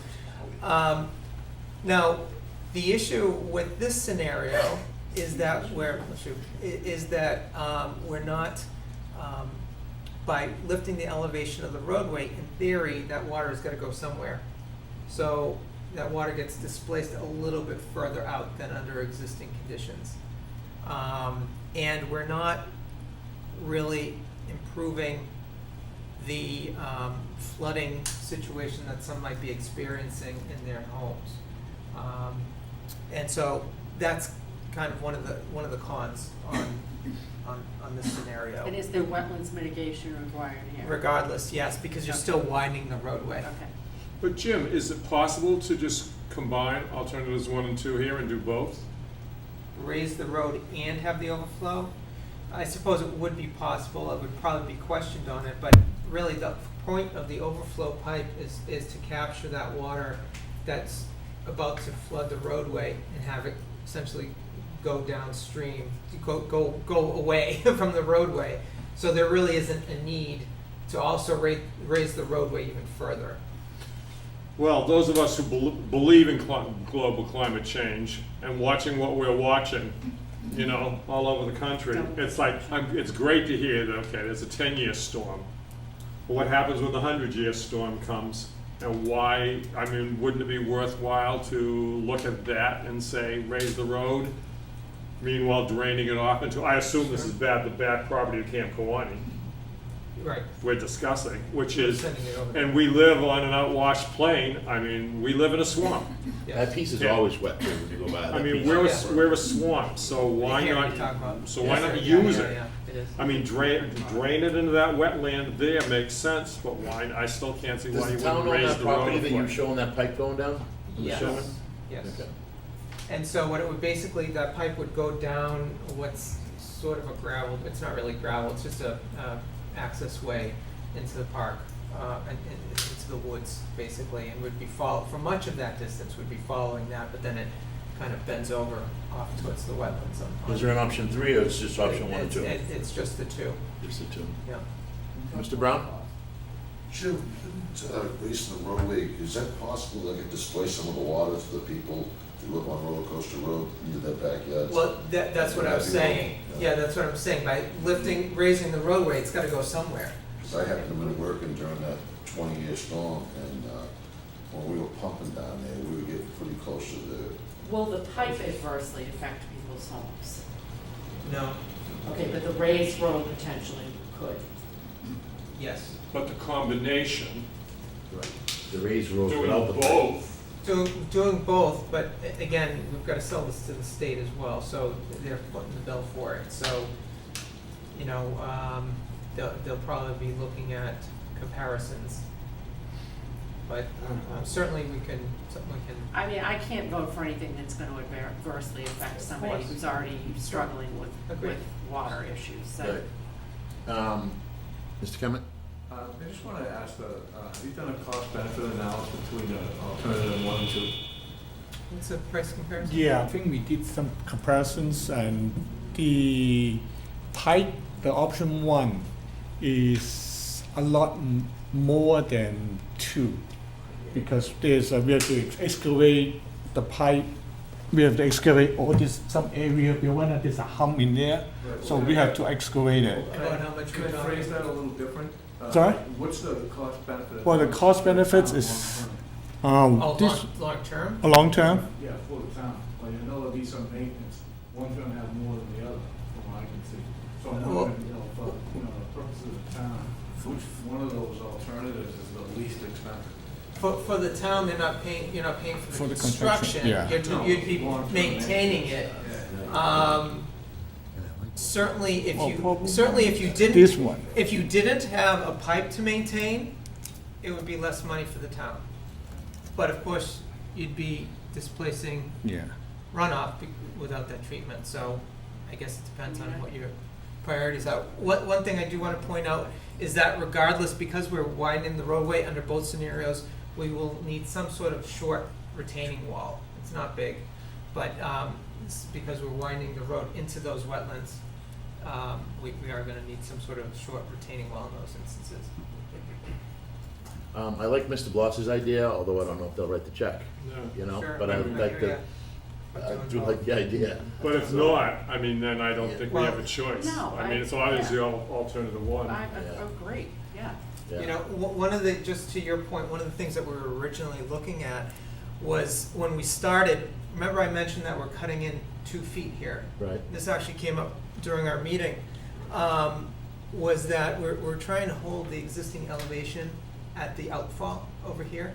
So as a result, we were also raising the roadway as well as doing the pipe under alternative one. And our concern again came with Mass DOT, what are they going to say? And the idea was, well, if we lower the elevation over here, that would take care of the need to raise the roadway. Okay. So if we went back to that other alternative with raising the roadway, that's something that we could. Is it possible for us to make a motion that would be our first line of defense, to get the raised with the pipe? And if that doesn't work, then you've got our go-ahead to go ahead with the pipe only. Sure. Second. Well, before we do that, we still have another motion from the other one, Well, So we can go back to that. I- But we'll just have to Phil, redo that. So motion's been made and seconded. Mr. Clements? Just to weigh in on this thing too, I've a number of times walked that area, including tonight, that's why my boots are dirty. I do wonder what the diameter of the overflow pipe would be and how much work it would be to make sure that It's on there. He had it on there. that it never got clogged.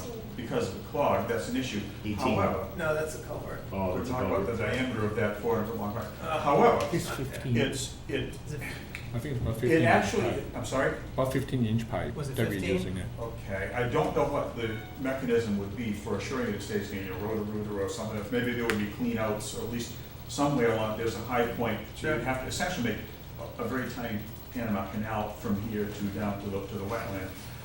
But gravity would do your work, and water and gravity do what they will do.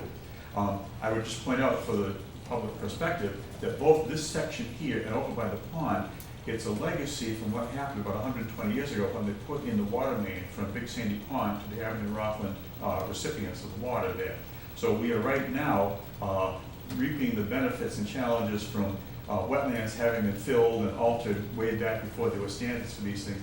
And what we are doing is at least trying to not make them worse, maybe in some cases improve as an opportunity that this project would present, an opportunity to improve how we manage the wetlands with modern standards in place, as well as looking forward to more extreme climates, et cetera. I do think that this would be feasible as far as cutting trees. Trees grow back, it's okay. It's not like you're paving everywhere that pipe would be. I think it would be important for the public to understand, and highway department, or whoever gets to look at it, it's essentially a very long stormwater control thing. I don't know what that maintenance discussion looks like, but we don't know what the flooding looks like. And this is an outlet, right? In fact, the large blue area is under care and custody of the Conservation Commission now. It's basically a swamp that belongs to the town. It has no surface outlet. It depends on the water soaking away, and it only matters when we put a road through it, which we did way back when. I do feel that, again, environmentally, the pipe could work as long as we could live with the maintenance, and it would be a safety improvement as well. Thank you, Mr. Clements. We're gonna move to the vote. Yes. Jim, if they do both, raise the road and the pipe, we still impact the homeowners by raising the road. No, we're not, because we're raising the road, so if we just raise the road, we would be. But we've got that overflow. So we're gonna capture the water before it gets too high. Put that a foot lower than the road? We would have to it would be lower than the road, yes. Yeah. Okay. We'd have to figure out the math and whether or not we're lowering the elevation over here. But this area still may serve regardless, the point for replication. I misunderstood that, I'm sorry. So we'd have to. Okay, so the motion is we're gonna combine the two. If you can't get that done, then we're gonna go with just the pipe and not raising the road. Got it. bingo. All right, motion been made and seconded.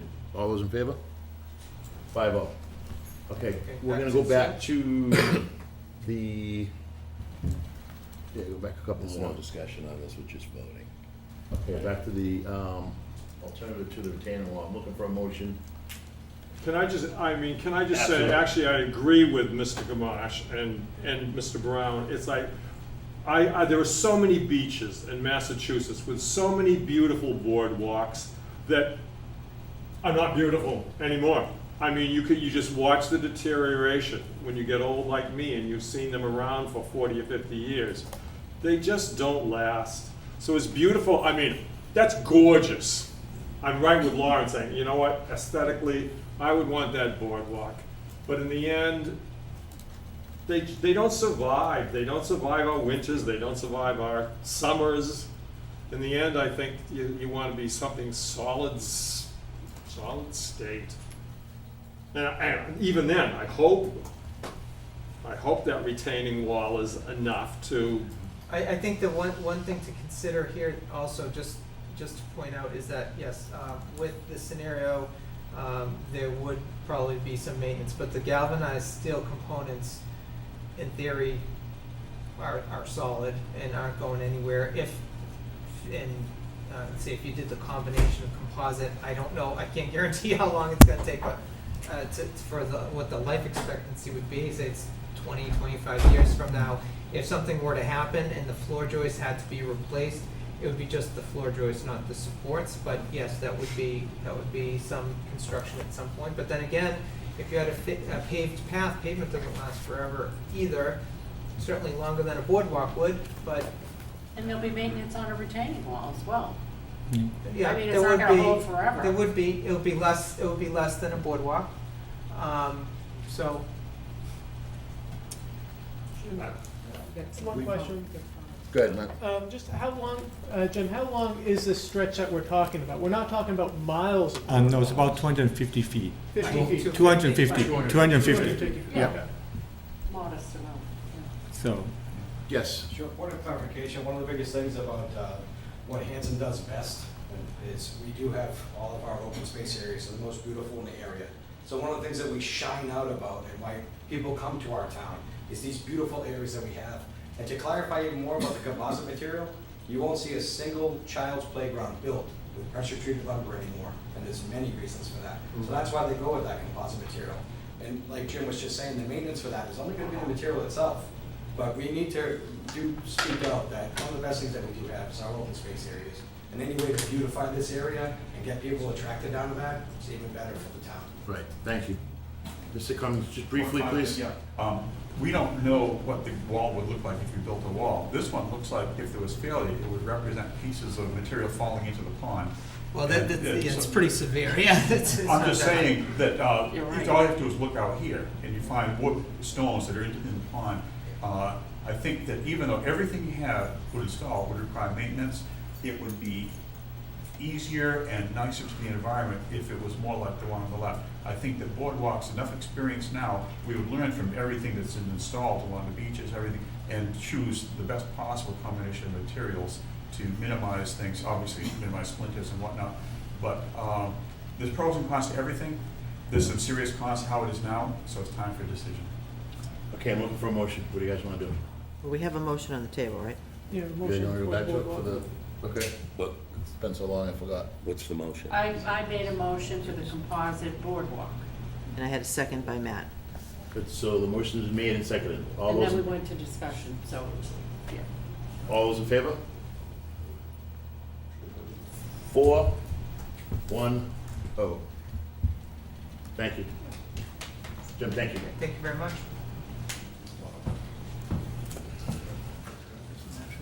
Okay. Yeah, they're gonna have Theo for I know. Yeah. Mr. Chairman, can I take a moment just to recognize the amount of work that these gentlemen have done with other people in town, the amount of meetings that have that we've had, so Yes. thank you to them for that. That should be recognized. Thank you. Thank you very much. I have a pretty important question. Can you tell me that our infrastructure is rock solid before we do any excavating? Are we gonna put something in on top of bad pipe, water pipes breaking? I don't think that's a question we can answer tonight, Joe. We're doing a lot of work. But I asked that question at town meeting also. Okay, next, Is there a way somebody can look into this and we could, not obviously tonight, but just get back to him on it? It's a valid question. I'm sorry, I only We don't heard wanna bits have and to rip pieces. everything all up once we What, build it. what's the board's wishes? is there a way for us to do a sanity check on what kind of shape the infrastructure underneath all of what we're doing is, so that Mr. Brown, a year from now, isn't having to redo everything we've just done with this money? I would assume that's something we could do in conjunction with Jim's people, in terms of looking at the infrastructure. Yes, I mean, I think that's something that the state would require. they don't require it. They do not. They do not require it. Wow. The town is responsible for, your water and sewer. Certainly. But when it comes to drainage, that's all part of our work, is essentially. No, but. I guess the question is, I mean, wouldn't the state wish to know what they're spending their money on in terms of what lays underneath? There's no requirement in terms of trying to, There is not a requirement. I mean, not to replace anything. I mean, obviously that wouldn't be on their dime. It's essentially that it's in the town's best interest, obviously, to maintain their water and their sewer, Yeah, well- so that when you went through this long exhaustive effort of getting this big project built, you're not digging it up again. Yeah. We don't have sewer But, there. so but- aside from what yeah. MassDOT requires, yes, of course, you should be looking We at may have that. Brockton Is that something that you could assist me with? Yes. Okay, well, okay, then that's what we'll do, Board of Selectmen. Thank you. Brockton water might be there. Gas. So we try to get some information for. In our water line. Incidentally, that we know about the major water line going down the middle of the roadway, not to get off topic, but that's something that we're working on the alignment right now because of the roller coaster effect of the roadway. We're trying to cut the peaks and fill in the valleys a little bit to improve sight line, so. So you'll get we back are- to we Mike are on that. looking into the Yeah, water. we're right now. looking- Mike, you'll get back to Joe. Yes, on yes, Okay. yes. Thank you, guys. that. Okay, next we have vote and authorize the town administrator to sign a contract with Sullivan and Sullivan Auctioneers. I move that we enter into a contract, we have the TA enter into a contract on our behalf with Sullivan and Sullivan Auctioneers. Motion's been made, do I have a second? Second. Motion's been made and seconded, any questions? All those in favor? 5-0. Okay, next we have, and let me know if I missed something. Vote to set the hours of the special town election on Tuesday, November 6th, for the purpose of the ballot question from 7 a.m. to 8 p.m. to coincide with the hours of the state election. So moved. Second. Motion's been made and seconded, all those in favor? I 5-0. think you skipped item 5. I did skip item 5. Okay, item 5, approve and vote the intermunicipal agreement with East Bridgewater. This is just housekeeping, Mr. Chairman. The Board of Selectmen had voted this agreement with East Bridgewater some time ago. Obviously, we've gone through a couple of iterations in terms of the employee search.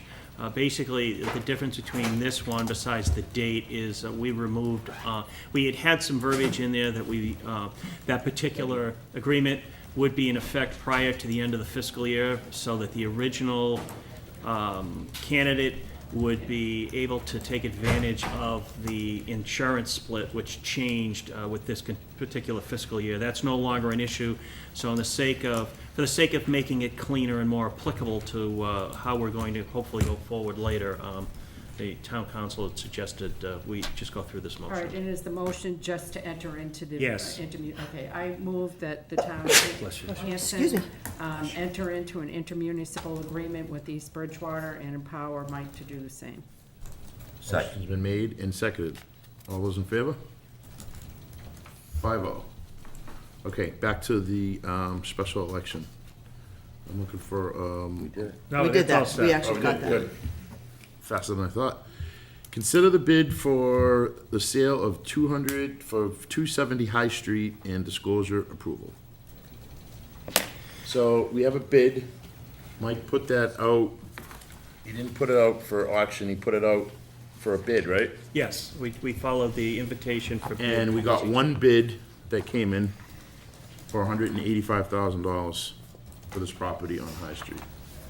So, we have one or two choices. We can accept the bid, or we can go back to the process again. Makes me nervous to go back to the process again where we only got one bid. I think we need to take the 185 and run, that's just So my moved. opinion. Do I have a second? Second. Any questions? If the board has no questions, I invited our assessor to be here if the board has any questions. But we agree with moving forward, given the market, given the location, given a lot of particulars to this. We did go through the procedure of advertising it twice in the local newspaper, putting it on the Central Register and posting signs, so.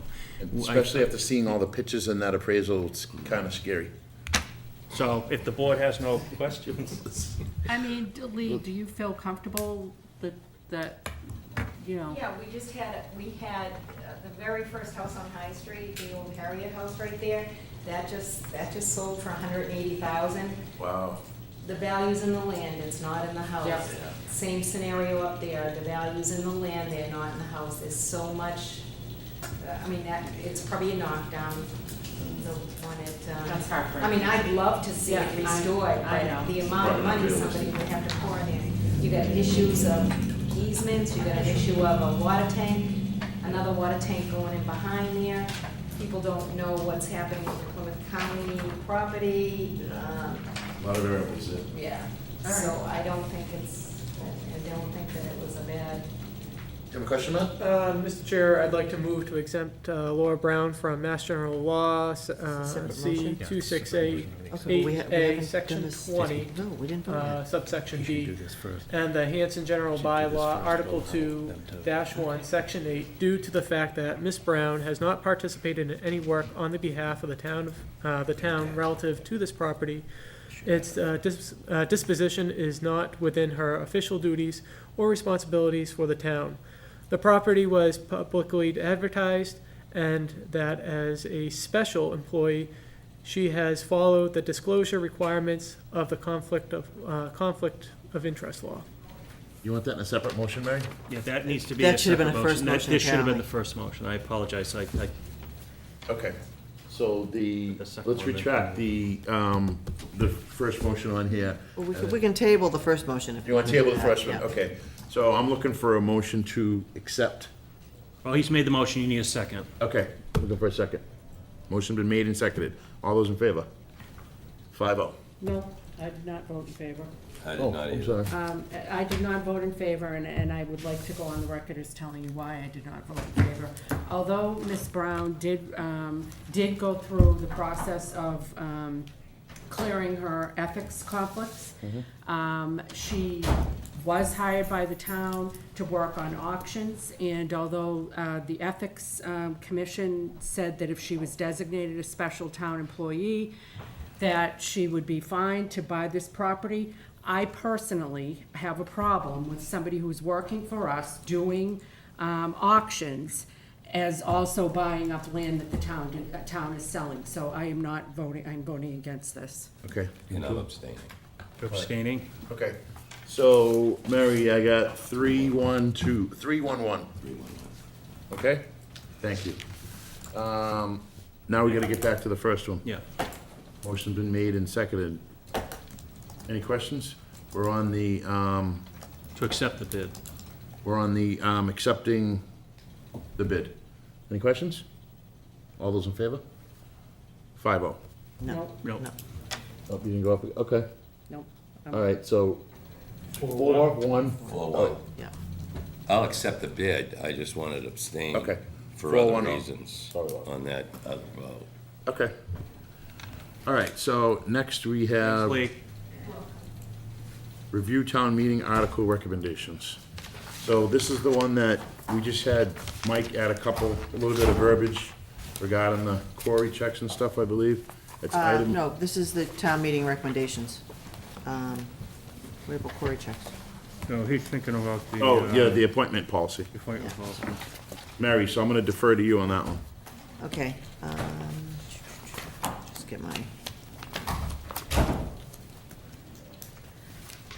I'm pretty sure, I have on your iPads after I've updated them like 17 Tell you in a times. second.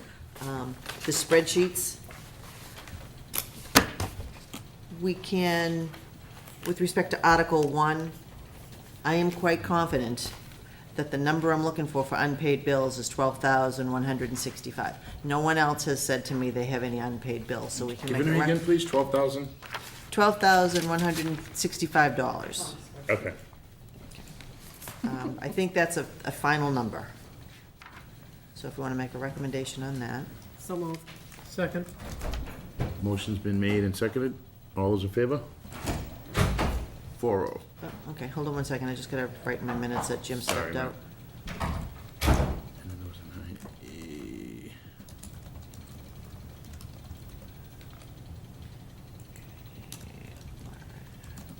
Matt, recommend. We're still looking for figures for Article 2. And Mike we're waiting on figures for 10 and 11. What about 8? Huh? Yeah. What about 8? 8? The zoning Eight. map books, it doesn't show that they had recommended that one. Because you're not looking at the right sheet. You're not looking at the sheet that I gave you. Oh, that one came out of Oh, it did? All right.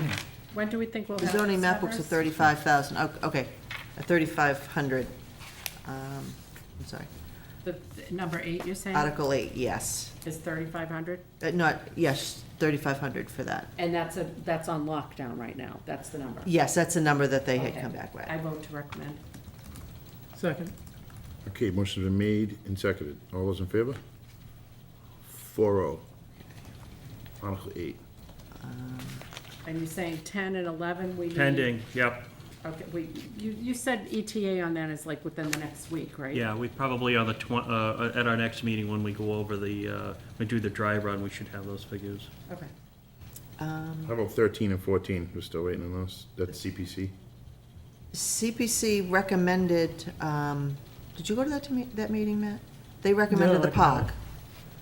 But I don't believe they recommended the housing credit. I think they tabled that. I believe you're correct. That's true, Yes. that's Finance recommended both of them.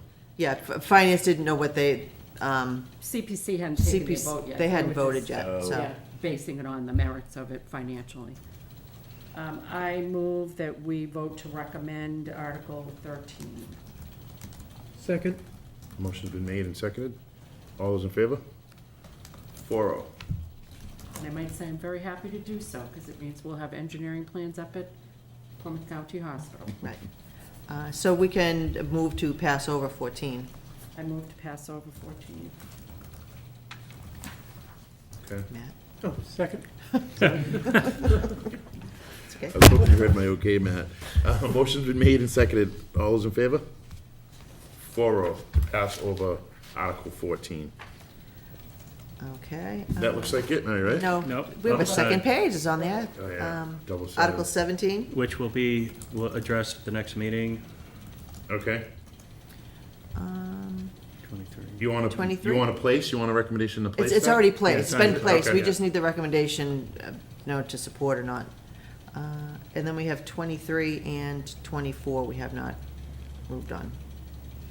23 is basically, as I mentioned before, the Board of Selectmen just voted to designate this economic opportunity area. We're also going to town meeting for it, so I I would move think, yeah. that we recommend Article 23. Second. Motion's been made and seconded by Mr. Bloss. All those in favor? 4-0. And of course, we can't Article recommend, 23. well, I should say, we should probably not recommend 24, since we No. don't have the numbers No. in front of us or the agreement. No, not yet. Okay, so How about 17? we were gonna hold 17. Okay, Yeah, Mike. Yeah, no, till the next meeting. okay. So I just want to point out that under the article column, there's names next to the numbers. Are they on your iPads? Okay, Oh, maybe on the iPad, not on, okay, yeah, on your iPads. So if you just look and see which, I've assigned people, because I start at this end of the table and I go back and forth. If you're okay with your articles, we'll leave them the way they are. If you're not happy with the article I gave you, just let me know, and, because I'm gonna, I've already started creating the I don't think you motions. should give us the option, Mary. I think you should Okay, just do it. So Mary, which is the first one of mine? Which number? The first one you have, Wes, is 16. Where are 16. 16 and 23. I'm doing 16 Yeah, so you'll move those articles. Number all the way 16. to 23. No, Just 16. just 16 and number 23. Yep. Matt has number 1. Jim has number 2. Kenny has 10. Laura has 11. Wes has 16. Matt has 17. Jim has 19. Laura has 20. Jim has 21. Kenny has 22. Wes has 23. And Laura has 24. That works. And I'll have your books for you next Tuesday. She'll make it for the- real easy for you at town walkthrough. meeting. It's be different colors and stuff. Can I ask it's not, I guess it's not a silly question, but the old books that we have, I would love them back. okay? Anything you don't want, any of those old notebooks, I will take back in a heartbeat. Okay, Yeah. And if they're the budget books with the tabs in them, leave me the tabs. got it. I'll take the whole book just as, and I'll take care of it. I'll empty it. I'll have it empty. So is that everything on Except the the ones articles, that I Mary? read Yeah, okay. before, they're up on the wall. Right? Okay. That's everything on the articles, right? Yes. Okay. All right, so next we have appointments. Energy Committee, Kevin Perkins, ZBA Representative. I'm looking for a motion to appoint Mr. Perkins, term to expire 6/30/2019. So moved. Second. Motion's been made and seconded. All those in favor? 5-0. Okay, old business. This is what I was referring to. I was jumping ahead on the appointment policy where we had a couple of minor changes. We added in the quarry. And can And Mike then- just point out what those changes were? Did you The redline quarry, those? and then there was something else. Actually, they're I on think your that iPad. They're highlighted on the Mr. iPad. Bloss Oh, okay. had said, okay, as necessary, any quarry, so I'm on page 1, section 3, the minimum standards for appointments. As necessary, any quarry or other background information will be reviewed by either the town administrator or the executive assistant for determination of suitability. Details of such will not be publicly divulged. And then, resident of the town of Hanson, that was highlighted, which I think that's obvious. And then, is it number 4, under section 5, yeah. 5? Oh, yeah. All mandated training by the town and the state of Massachusetts shall be completed yearly, including successful completion of the state ethics exam. That's a good one to put in there too. I Very like good that. one. Yep. So, I move that we adopt this policy as revised. Second. motion's been made and seconded. Any questions? All those in favor? 5-0. Thank you. Good job, Mary and Mike. Looks good. Okay, next we have town administrator report. Mike? Thank you, Mr. Chairman. I wanted to bring the board up to date on a couple of things. I think most importantly, there has been some appropriately expressed concern in terms of the gas infrastructure here in the town of Hanson, given what had happened up in the town of Andover and the Merrimack Valley area. I wanted to let the board know that proactively, the highway surveyor, Bob Brown, and myself have already reached out to Columbia Gas to begin a conversation to make sure that the town of Hanson's infrastructure, particularly because we do have a significant distribution site off of Winter Street, is well within their scope of review. Everything's up to snuff. We've gotten a couple of calls here at Town Hall already. I know that 1 or 2 members of the Board of Selectmen have expressed concerns, but I'm happy to say that when we became aware over the weekend of more of the particulars, I reached out to Bob Brown, and we have cooperatively been in contact with Columbia Gas, and they will be issuing a statement to us within the next couple of days that we will forward on to the Board of Selectmen and we will make available to the public.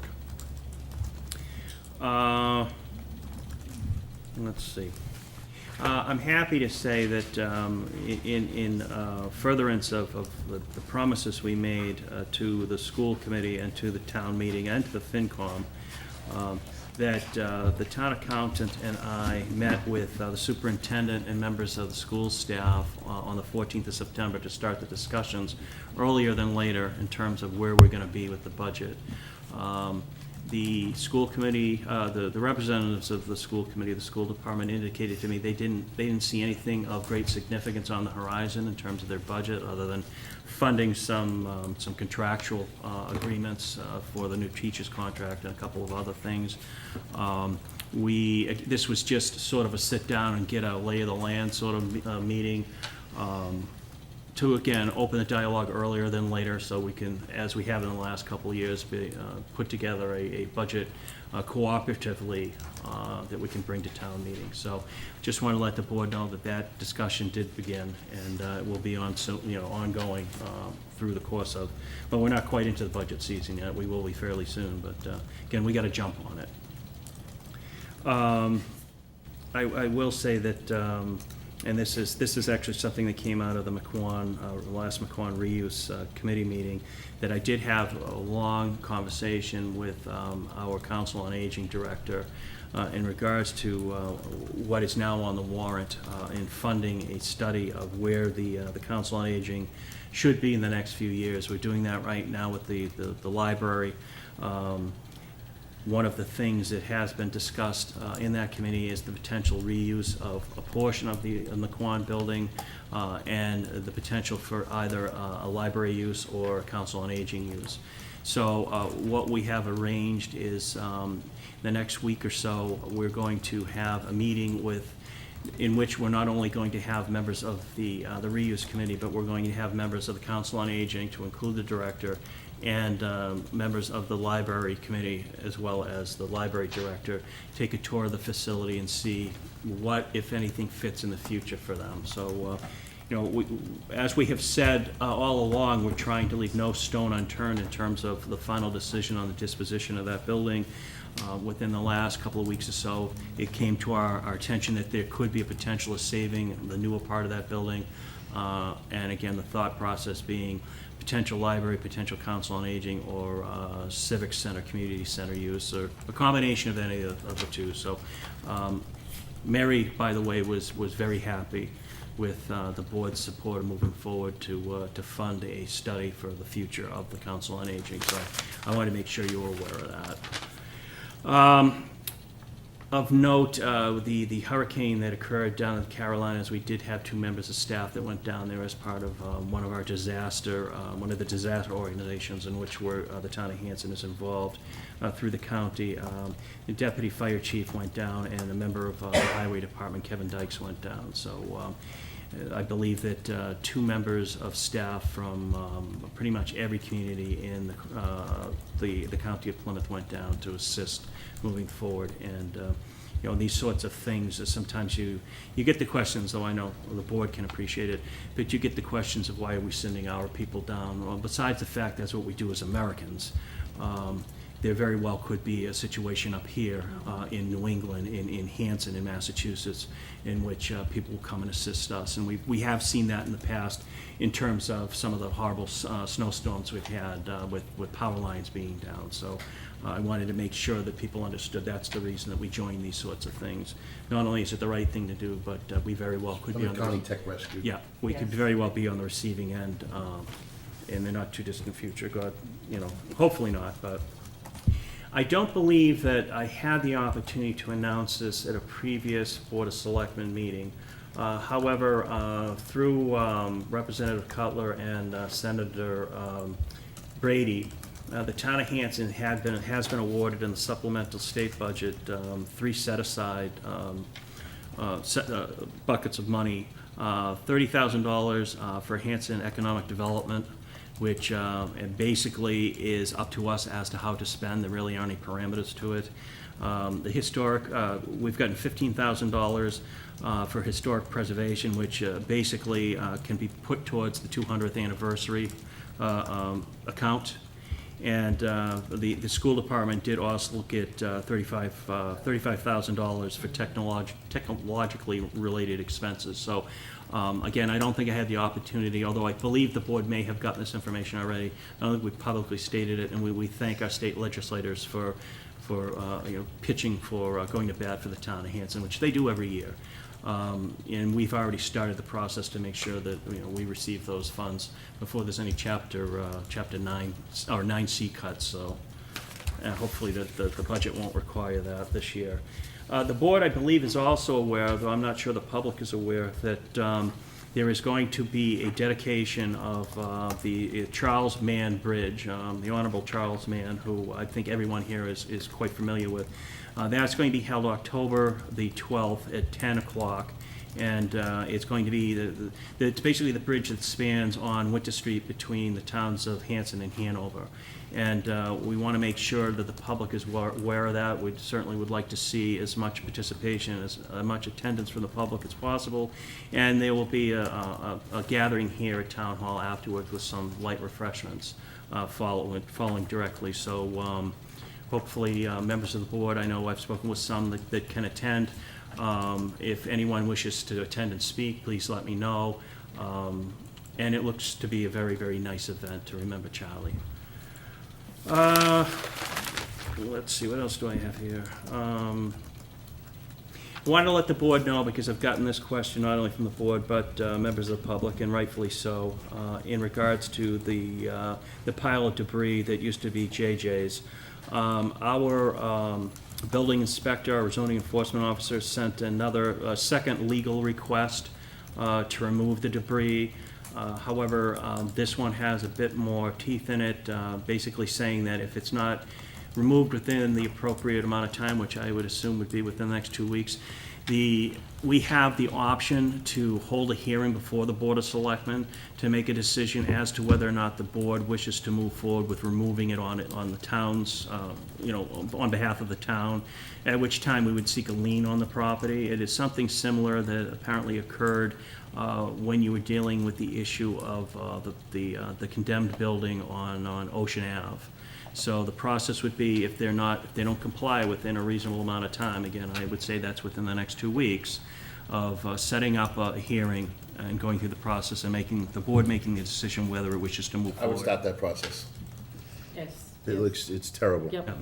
And we're getting, I don't know about you guys, but I've had a lot of people ask me, what the heck's going on? Well, it's not only aesthetically unpleasing, but it's a safety hazard, and that's really the direction in which we've been going. We've been told certain things by the owner in terms of them moving forward. After the issuance of this letter, Bob Curran did receive a similar sort of assurance that it was going to be happening in the next week or so. However, this is the last letter they'll be receiving, and before we take action, or the Board of Selectmen takes action.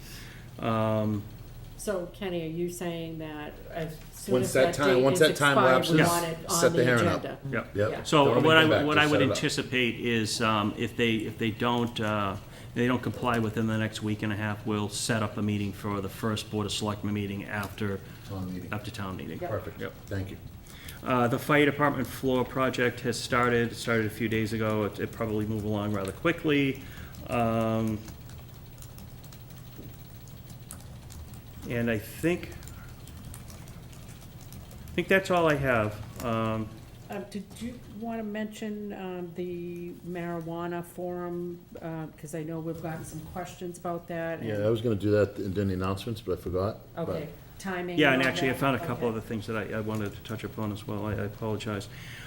Yes, as far as that's concerned, I think, and of course, it's up to the Board of Selectmen in the end. We had talked about having a public forum, the timing of which, because we're butting up against town meeting and we had an awful lot of other things on our agenda, it doesn't really seem to be going to work into the schedule. So I think what the approach that we've been thinking about doing is we're going to see if we can run some things on cable. I mean, this is obviously not the first such consideration by a town in southeastern Massachusetts, let alone the entire Commonwealth.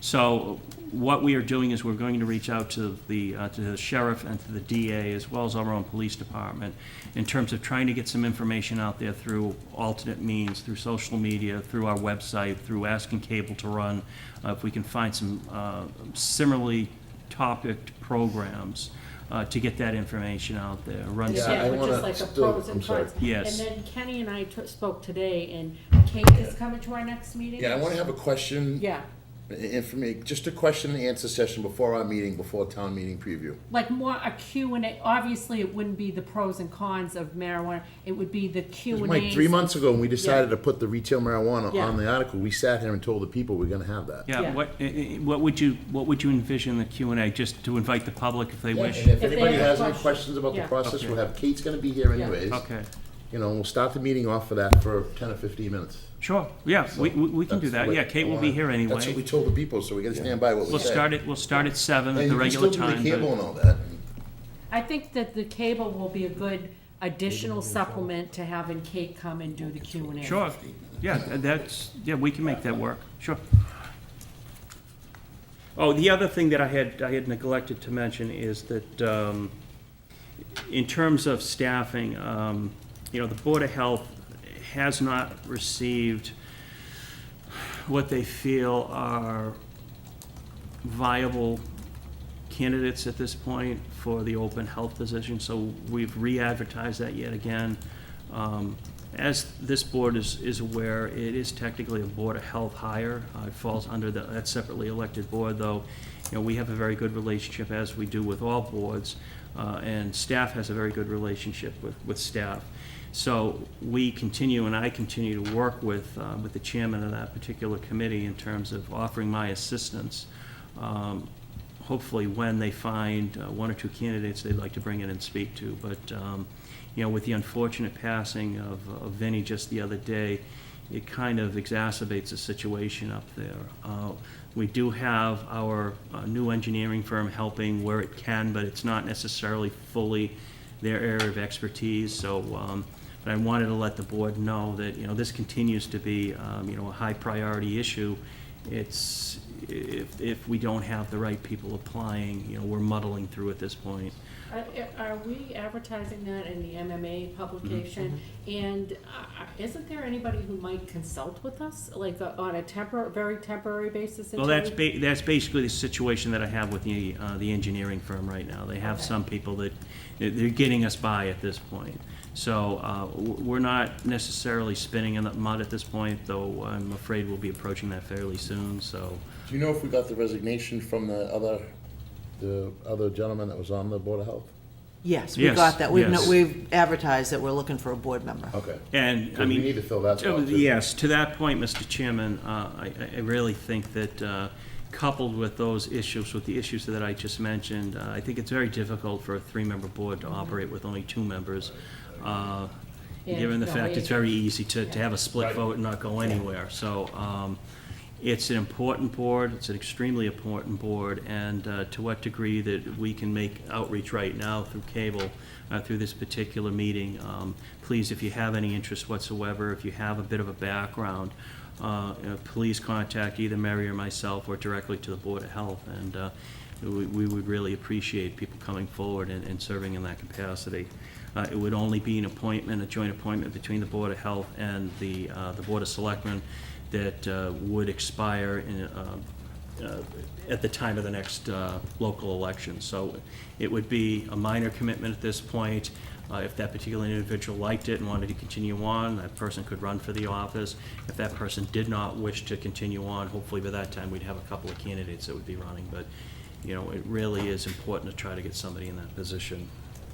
On a lesser dire note, I will also update the board on the search for a conservation agent. We're in a lot better shape in terms of how we're getting through right now. There's not an awful lot of stuff out there right now. I'm in constant contact with the chairman of that board, who was here a few minutes ago. We are fairly comfortable with the role that the engineering firm is playing in that position right now. Again, a position that we want to have filled. I know we've talked here and there about trying to put a full-time person in there. I really don't think that the budget will really be able to support that at this point. Again, we're looking for, at least in the midterm, of trying to bring somebody in part-time to get us through to such time as maybe we can look at bringing in a full-time person, but we're not there yet. So just again, to update the board on where we are on that particular search, we're a little more comfortable in terms of what we've got in the short term. And that is now all that I Are there have. some changes on recreation in terms of positions that are happening, or, I don't know, We have an opening for what for position? Recreation Commission. No, not for the commission, I'm sorry, I meant for the staff up at Camp Kawani. We anticipate a discussion on some of that stuff after town meeting. Okay, There has been some talks between myself and the chairman and the director in terms of maybe going forward in a couple of different directions, but the board will probably have to sit as the wage and personnel and make some considerations going forward, but we're not quite there all yet. right, so we'll talk about that after Yeah. town meeting. Matt? Okay. I just wanted to see if there's any updates on the RFPs for legal. Today I had attempted to put together the matrix. Unfortunately, with the time that I had missed in the last week, I'm a little behind on things, but I think what we had said in terms of that is that we would move forward on that once we came to terms with the contract that hopefully you're gonna come to terms with tonight. So that's where that stands right now. Thank you. All right, is that it, Mike? Yes, Okay. that is it, finally. Thank you. Can I add just one more thing? I apologize for jumping around a little bit. I wanted to mention how much I appreciate Mary's assistance in the last couple of weeks or so. You know, there's been an awful lot on the plate, and unfortunately, as the board is well aware, you know, I've been out sick for a little while, and I'm just, you know, at this point, getting to the point where I'm catching up. And, you know, Mary does yeoman's work, you know, especially in my absence. And, you know, I want to publicly make sure, and I know the board already appreciates this, and I think Mary knows I appreciate it, but I want to say it in public, how much she means to me and to the operation upstairs in the selectman's office. There's an awful lot going on. She had a lot of her own stuff she needed to do, just as a matter of course, and she picked up an awful lot, you know, to try to keep things moving when I wasn't around this time, and times where I haven't necessarily been around in the past, and I do appreciate that very, very much. Second. And I know you, and I know you hate the attention, but you got I it did. anyway, Just so. get it done without that. I know, but. All right, so we're on to approving the minutes for September 11th, 2018, regular session. So moved. Second. Motion's been made and seconded by Mr. Dyer. All those in favor? 5-0. Okay, one-day liquor licenses. So what we're gonna do is we're gonna approve the Camp Kawani liquor licenses as printed on the agenda. I'm looking for a motion. So moved. Second. Motion's been made and seconded. All those in favor? 5-0. Committee reports, 200th Anniversary Committee, Laura. We're working on the pop-up store, not much since last week. You know, we're meeting on the 27th, we'll have more to report then, but let's just say, plan on buying some items for your Christmas stockings and to put under the tree, or your other holidays that you might celebrate at that same time that require gift giving, because we will have Hanson appropriate holiday gifts. And it sounds like you might have got some more money tonight, too. It does sound that way, But you better get it before they spend and it. hopefully we'll get some at town meeting as well. Okay, final Plymouth County Hospital Reuse Committee. Matt? For that, the Whitman Hanson Golf Club came up and helped out Marianne Damasio and a few others, just kind of cleaning up low-hanging fruit, some brush that's just been overgrown and whatnot, so they did that this past weekend. So a big thank you to them. We'll be meeting tomorrow to plan forward. Good, excellent, thank you. McQuon School Reuse Committee. Laura. I kind of already reported on the meeting we had last week. We've been meeting like every week. But latest and greatest in a nutshell is I've got a survey that I've put together with the help of Jenna Gomes, who's on the committee. And we're going to be getting that out there and asking for people's input on how they would like to see that piece of property used. We will be having that presented at, we will have that available hard copy at town meeting. We'll be popping that up on the website. We will be putting it on cable. We will be putting it on the town hall sign, and we're going to try to send that home in backpacks with all of our little people in Hanson, so that parents can also respond and let us know how they want to use that property. Good, excellent. And Highway Building Committee, there's nothing to report, because we haven't met. So that's the end of our regular meeting. We'll be going into executive session to conduct strategy sessions in preparation for negotiations with non-union personnel or to conduct collective bargaining session or contract negotiation with non-union personnel if an open meeting may have a detrimental effect on the bargaining position of the public body and if the chair so declares. Police lieutenant, IT director, and administrative professional. Looking for a roll call vote to go into executive session. Motion. Sorry. Yes. So move. So much, thank you, Matt. Okay, motion, thanks, Matt. Motion I and need a second. second. Mr. Bloss. Yeah, aye. Aye. I'm in favor. Aye. Aye. Okay, 5-0. We are now in executive session. Thank you.